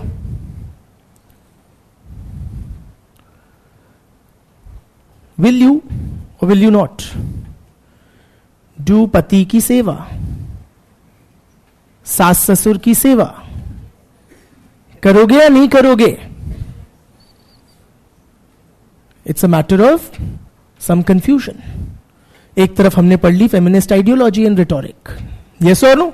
Which says that these are patriarchal controls on women, confining them to the domestic sphere and relegating them within the, to a lower position within the family. और दूसरी तरफ माँ बाप ने दे दिए कुछ संस्कार ऐसे. So you have traditional and modern norms coexisting. I asked my male friends,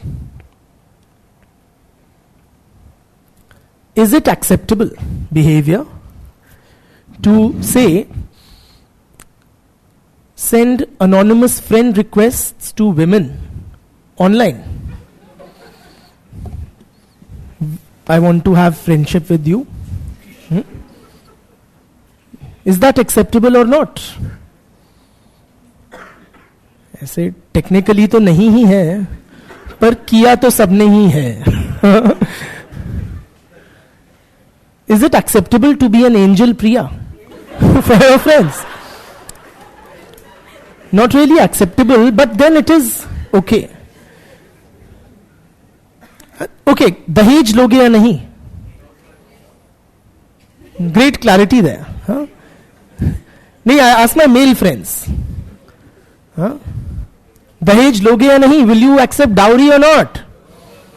अब सर यार ये भी कोई बुलवाओगे आप हमसे? हाँ? अब भैया ऐसे तो it is illegal and against modern notions of gender equality and everything. But हमने भी तो अपनी बहन की शादी में तो दिया ही था. हाँ? So how do you balance that? On various aspects, friends. As a bureaucrat, tell me, if you get, क्या बोलते हैं, you will be in a position of power, right? Say to award sarkari public contracts. And you have as one of the applicants for a contract, your real sibling. Okay? And he's like not really able to, establish himself in business, etc. Will you or will you not favour him. आपका भाई है, mummy कह रही है अपने भाई को settle होने में हेल्प करो. It is your bounden duty. करोगे या नहीं? Within the legal purview होता तो बात ही क्या थी. The point is, you have conflicting norms. Familial norms tell you what? That you should go an extra mile and provide for, secure the future of your close kin. And the constitutional norms tell you what? That you must execute all, or take decisions affecting public lives using some universal yardstick, irrespective of fear or favor. Yes or no? As some of you are suggesting, you will not favor. घर वाले क्या कहेंगे? तेरा IAS बनने का फायदा क्या हुआ? हाँ? Point is, friends, when a society is rapidly changing, there is confusion abound on a lot of areas. There are no clear guidelines from the society as how the individual members are expected to conduct themselves. ठीक, उस situation को बोलते हैं क्या? अनोमी. ठीक, तो लिखो, heading दे दीजिए anomie. The term anomie literally means normlessness. The term anomy literally means normlessness. Full stop. According to Durkheim,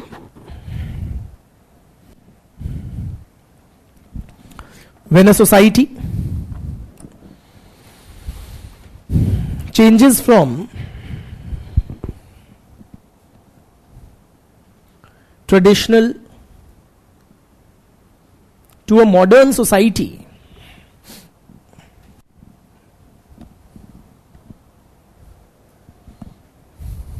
there is an intervening stage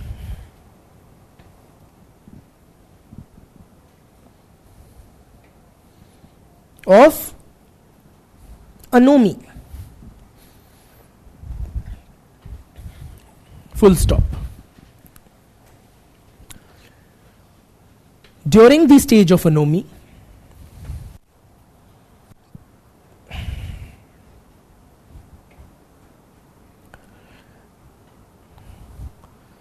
the society is unable to offer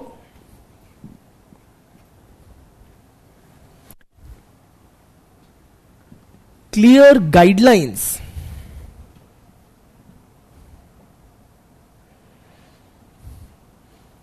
to its members.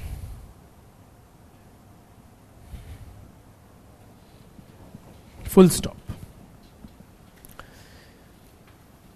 In many areas of social life,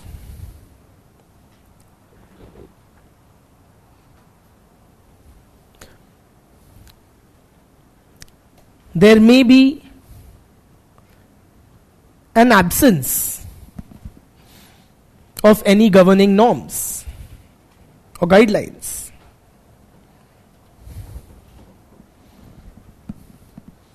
Yes or no? For example, say cyber ethics, or lot of fields of bioethics. Surrogacy होनी चाहिए नहीं होनी चाहिए, surrogate mother और child में कोई रिश्ता होना चाहिए नहीं होना चाहिए. We are still trying to figure out. In some other areas of social life,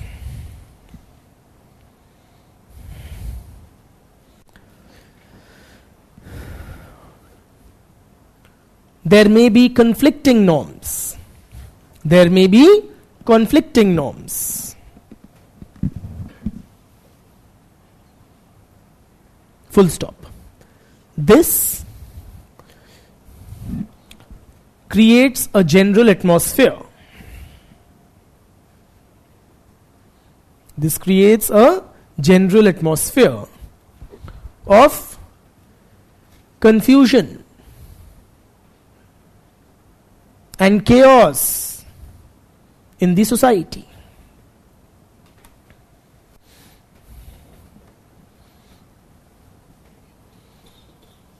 Next para. Anomy occurs during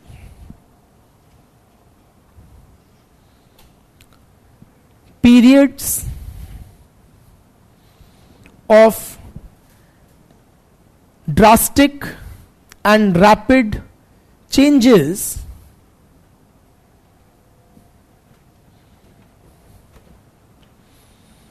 in the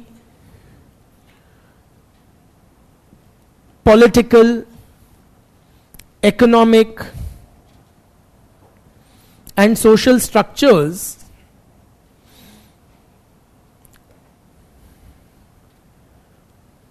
prevalent in the society. Full stop.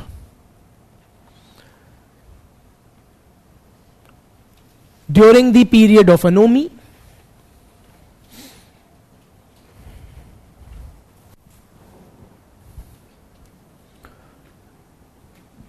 traditional norms may have been destroyed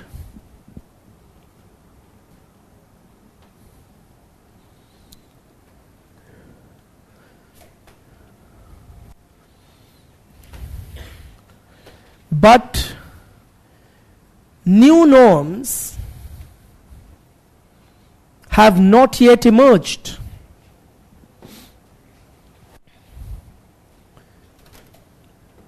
To replace them.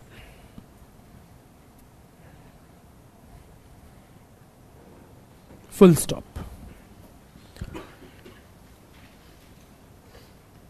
The old scale has been upset. The old scale has been upset, but a new one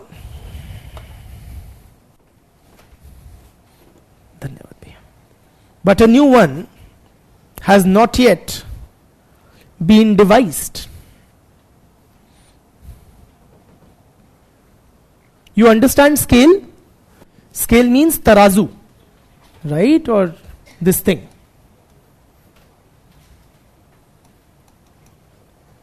Kind of, right? Scale as in the old balance has been lost. That is what we are trying to say. But we have not regained a new balance, a new equilibrium. Are you with me? The old scale has been upset, but a new scale has not been devised. Full stop. The period of anomy is unstable.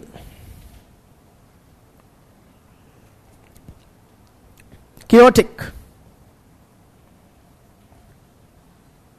And rife with conflict.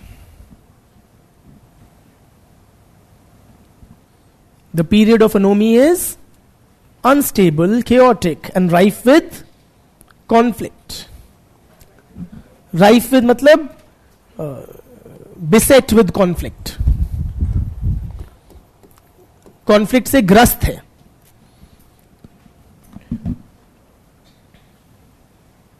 Or simply has a lot of, is characterized by a lot of conflict. ठीक है? Simply. It's not a sociological term. Full stop.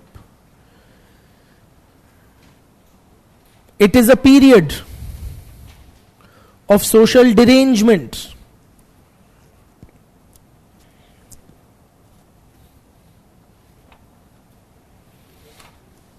Derangement. बावलापन. Okay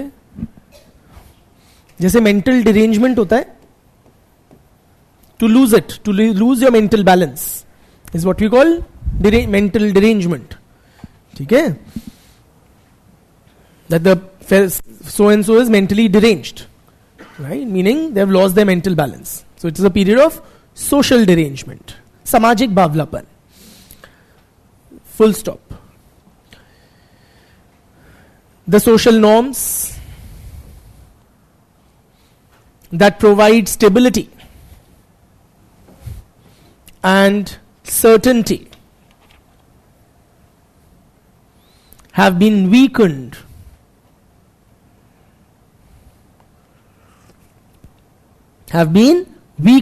or are missing.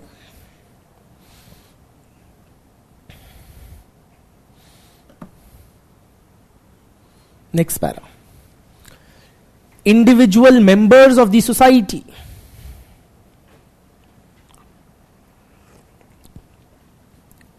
are consumed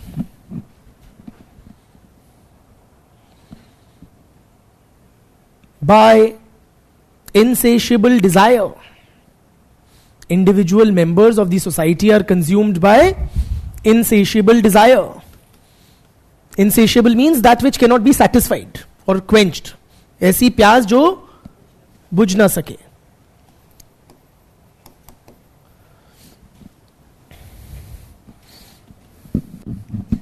Basically, people become very, very greedy and self-serving.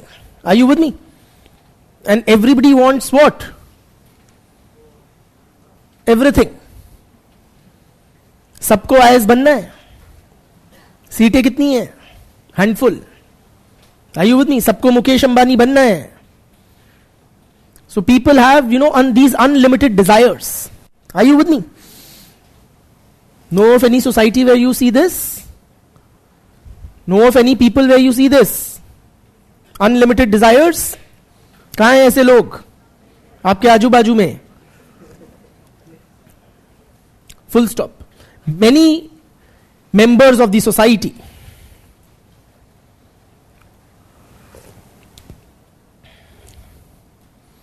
consider that their work is meaningless and not valued by the society. Their work is meaningless and not valued by the society. Yes or no? Engineer बन के मैंने क्या ही उखाड़ लिया, इसलिए अब मैं IAS बनूंगा, कुछ ना कुछ बिगर अचीव करूंगा. द पीरियड ऑफ अनोमी, लिखो ना, द पीरियड ऑफ अनोमी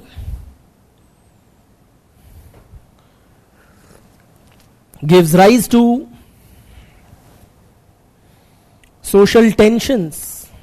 हाँ, मैं नहीं कह रहा, दौरखाइम कह रहा है. The period of anomie gives rise to social tensions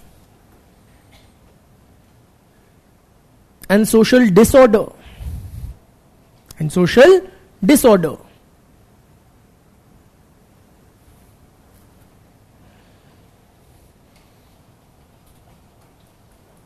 Full stop. There is a general atmosphere.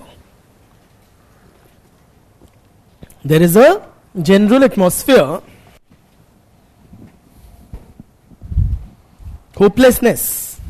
General atmosphere of hopelessness. क्या करूं मैं? There is a general atmosphere of hopelessness and widely prevalent unhappiness in the society. And widely prevalent unhappiness in the society. सब दुखी हैं. Yes or no? Durkheim paints a very gloomy माहौल ही, classroom का ही माहौल हमारा ऐसा हो गया थोड़ा, है ना. सब दुखी और इस विचार में आ गए, पता नहीं है, बहुत दुख है और सबको ही दुख है. हाँ, that is the only perverse satisfaction one can have in a situation of anomie, कि I am not alone, है ना, सभी दुखी हैं.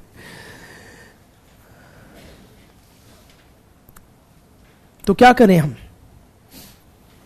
Should we become completely despondent, give up all hope and commit suicide? Huh? Is that the only option before us, members of the society, in a situation of anomie? The answer is no. Criticise नहीं. Durkheim कहते हैं the situation of anomie is transient. It won't exist forever. लिखवा दूंगा, समझ तो लो. जब इतनी हताशनेस तुमने अब्सॉर्ब की है, अब थोड़ी सी उम्मीद अब्सॉर्ब कर लो. The situation of anomie is not going to last forever. It is a temporary phase. अर्थात it too shall pass. In other words, अच्छे दिन आने वाले हैं. ठीक है, कब आएंगे? Very valid question. When the traditional society is completely replaced by the modern society. तब क्या होगा? जो ओल्ड या ट्रेडिशनल नॉर्म्स हैं, they will give way to the new modern norms. Then there will be no confusion. तो in modern society जब हम America हो जाएंगे, तब क्या सासू मां की सेवा करोगी? The answer is clearly no. There is no concept of सासू मां और सासू मां के पांव. Will you favor your kith and kin as a public servant? The answer is no, because the constitutional or public morality will prevail, which clearly lays down or tells you that you have to abide by a universal, or you have to apply a universal yardstick in the award of government contracts. The family also will not expect favors. Are you with me? Or you will not be torn between these two conflicting demands. ठीक है, तो जब modern society बन जाएगी तब अनोमी खत्म हो जाएगी, अकॉर्डिंग टू श्री डॉर्कहाइम. तो लिख लो, डॉर्कहाइम कहते हैं, according to Durkheim, the phase of anomie is transitional.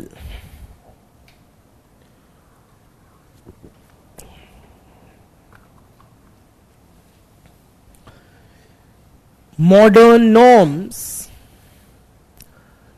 will eventually completely replace the traditional ones.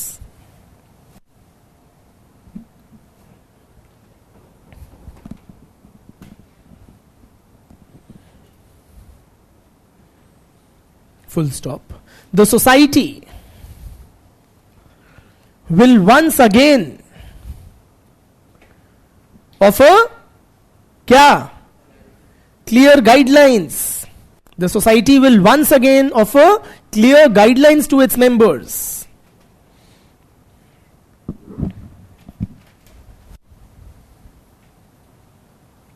Full stop. Confusion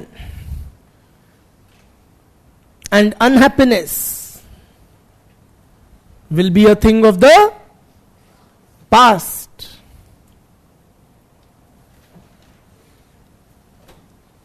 As the society transforms into a fully modern society.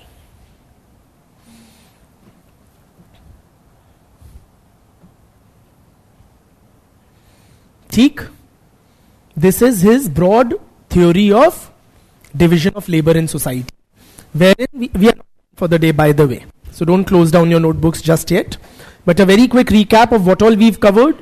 We've discussed what is the problem he began with, and he saw division of labor as not just an economic phenomena, but it fulfills a vital societal need, which is what? That it provides a basis of organic solidarity in modern society. It is division of labor which is holding together modern society. It is providing that adhesive, that glue, which holds together people in a highly individualized environment in modern industrial society because of heightened interdependence.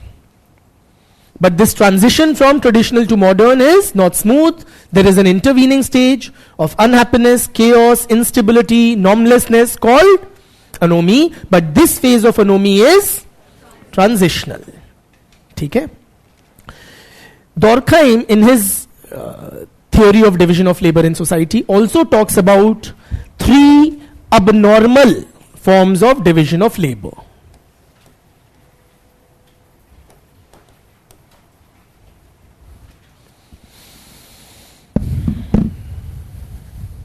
Three abnormal forms of division of labor. Word 3 सुन के लोगों के तो बहुत ही हौसले पस्त हो गए. The first is anomic division of labor. Anomic division of labor. Anomic division of labor means what? Lack of clarity or lack of norms governing the economic behavior of man. When there is lack of clarity or lack of clear guidelines governing the work related or economic behavior of man. Basically, when there are no clear guidelines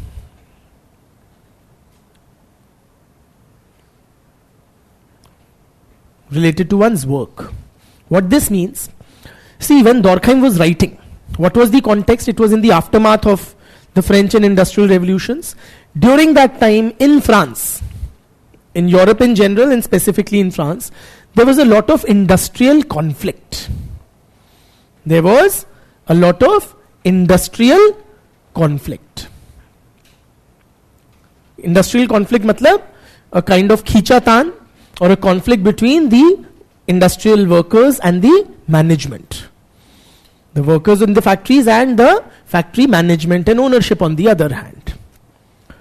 Why was there a lot of industrial conflict? Because the management, they wanted what? Higher and higher profits. They wanted to maximize their profits, for which they wanted to depress the wages of the workers. ठीक?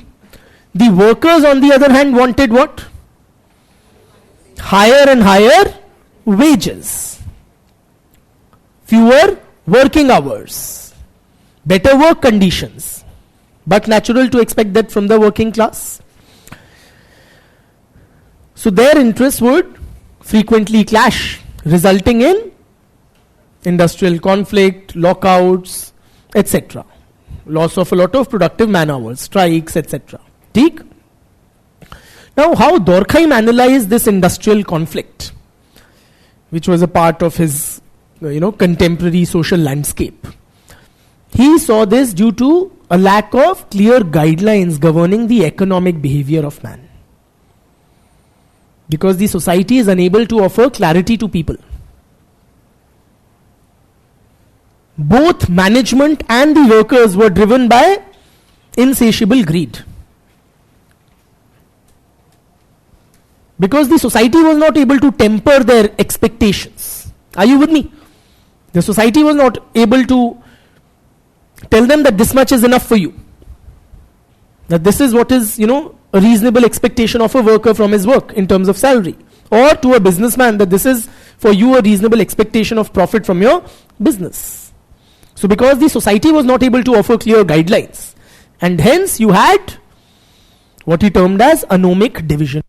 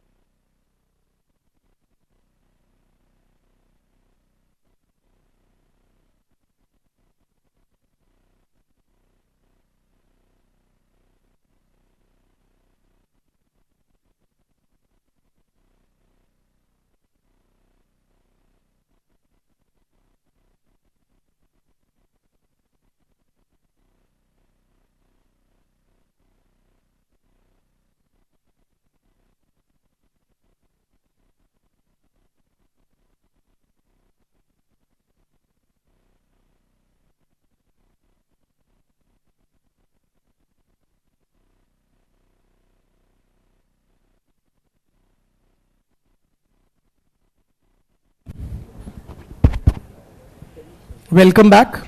Yeah. Chaliye. Yeah, I know the mic batteries went off, so we've just restarted. I did not teach anything. I was just chit-chatting with my friends here. Okay. So we were where? Talking about anomic division of labor, which simply means the absence of adequate norms or guidelines governing the economic behavior of man, which Durkheim saw resulting in incessant, frequent industrial conflict. ठीक?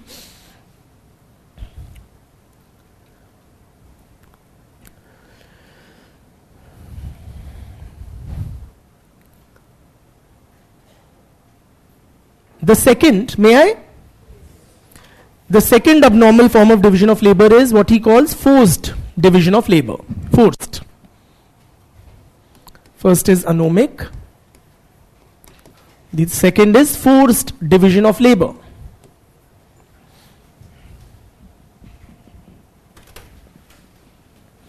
Forced division of labor means what? When a person, when an individual, लिख लो साथ में ही समझ लोगे या समझा दूंगा. When an individual is compelled into an occupational role which is not suited to his temperament, ability,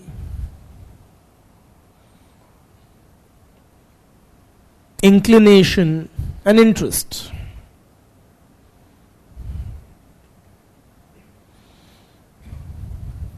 ठीक? Now, why will a person be compelled to or forced to take up a job which he doesn't like? That's what it essentially means. For which he is not made or equipped or he doesn't like, he doesn't want to do. What might compel a person to take up an occupational role which doesn't suit his temperament and interest and liking? Betty? Monetary factors simply, or circumstances like poverty. So I may want to become a civil servant, but I am compelled to ply the rickshaw because my family situation requires that. Yes or no? I need to earn my living and I don't have the luxury or the money, the financial cushion which say you guys have. So I'll be compelled to work as a brick kiln worker or whatever, construction site worker or a rickshaw puller. Any other? Lack of employment opportunities. Being born in a particular caste or community. Yes or no? So all of these are examples of forced division of labor. ठीक? And the third is what Durkheim terms as inadequate organization of work. Inadequate organization. Inadequate organization. What do we understand by inadequate organization? When in a work environment, people are not clearly assigned their duties. Because of which people do not have a clarity as regards what is expected of them.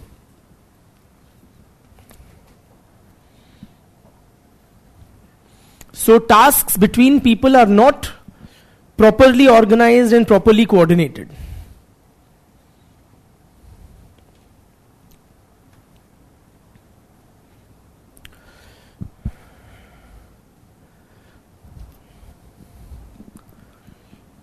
I repeat, when in an organization people don't have clarity regarding their roles or what is expected of them, and there is not proper coordination between different persons. If you've written, then I'll explain. What this simply means, that or think of it this way, in many offices, particularly those of you who have worked, and otherwise also many offices, we see people who are just lying around or just sitting around doing seemingly nothing. उनको पता ही नहीं है उनकी expectations क्या है. वो है on the roles of the organization, but they don't have a clearly defined area of responsibility. Are you with me? Now, why is this an abnormal form of division of labor? Because in general, division of labor is expected to, what is it supposed to do for organizational efficiency? Improve it, increase it. Yes or no? But when you have such persons who do not have clarity regarding their role expectations, that leads to a decrease in organizational efficiency. So they consume the resources of the organization. Yes or no? They are paid salaries and whatever, but they are not being productive. So the overall organizational efficiency would tend to decrease. ठीक? Finally, friends, how do we deal with these abnormal forms of division of labor? Durkheim also proposed some solutions as follows.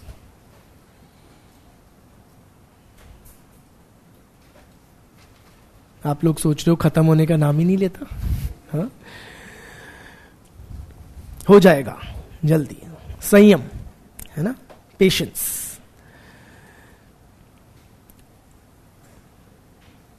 Now, one solution that Durkheim envisaged to tackle these abnormal forms of division of labor was the establishment of professional associations. Establishment of, likho, I will explain. Professional associations in different areas of work or different occupational categories.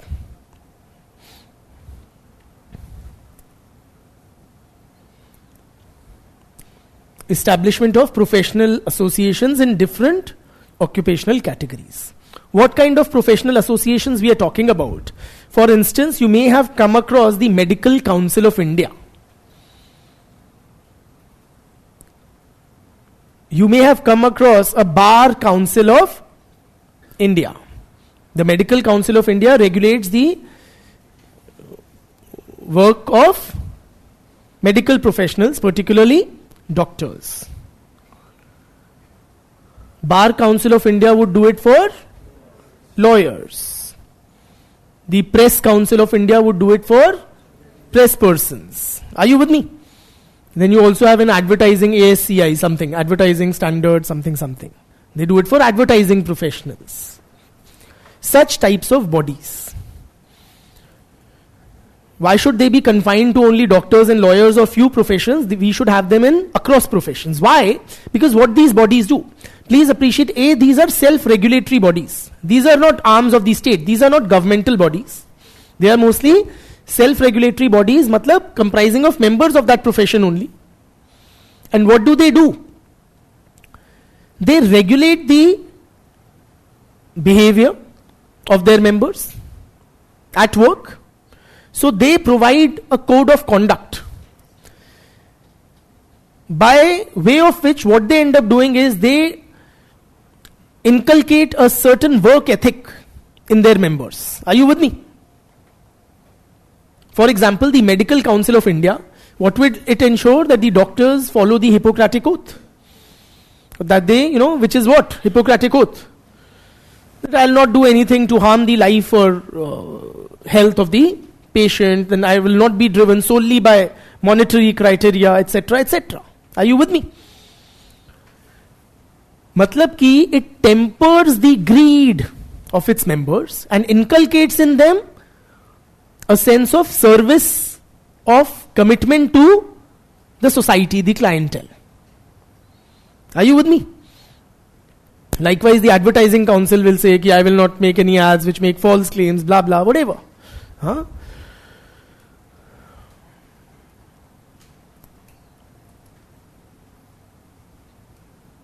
So these bodies, self-regulatory bodies, help to lay down a code of conduct for their members, help to regulate their behavior at work, temper their greed, inculcate in them a sense of commitment, a sense of duty to the society or the clientele. So why just doctors and lawyers and advertising professionals? We should have such bodies, say, for teachers, for mine workers, for accountants. Are you with me? For bureaucrats and so on and so forth. These bodies are not to be in the, or Durkheim did not see them in the nature of trade unions, mind you. Trade unions are more, trying to secure the interest of their members. These bodies expecting to regulate their economic behavior. Alright? Clear? So one is the establishment of professional associations in different occupational categories. Dockyard workers के लिए होनी चाहिए, mine workers के लिए होनी चाहिए, textile engineers के लिए होनी चाहिए, whatever professions are there. ठीक? Second, Durkheim had a lot of hope, a lot of promise he saw in the birth of the contract. Of the contract.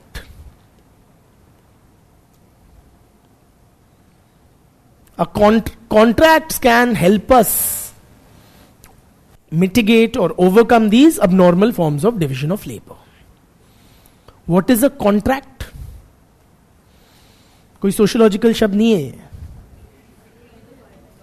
It is a formal written agreement entered into between two parties which clearly lays down the roles and obligations of both.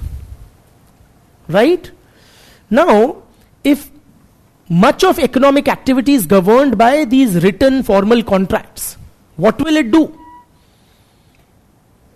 It will make clear in black and white what both parties to the transaction can expect from that transaction, from each other. Are you with me? So if, for example, if workers are hired based on written formal contracts, it will clearly specify that what the worker can expect. So that the worker will pay a monthly remuneration of 20,000 rupees, in lieu of which he will have to provide, say, 8 hours of work for 5 hours a week, 5 days a week, 8 hours per day kind of work. There will be half an hour lunch break.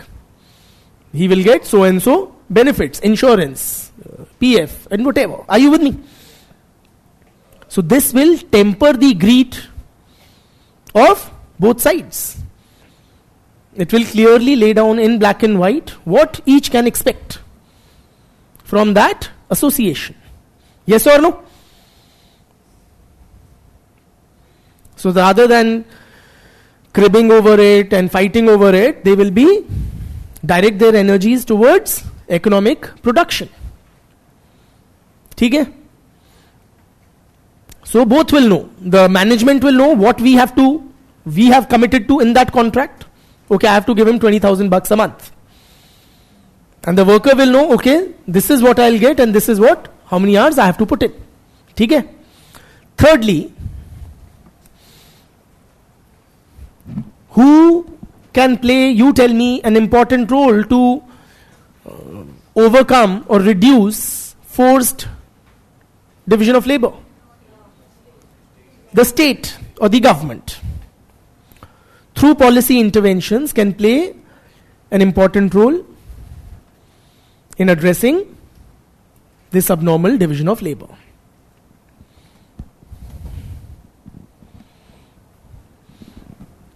For example, how will the state ensure that nobody is compelled to take up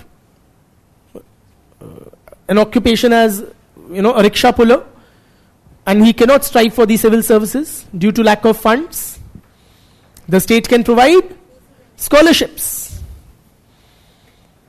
or other enabling provisions like reservations, scholarships, free ships. Yes or no?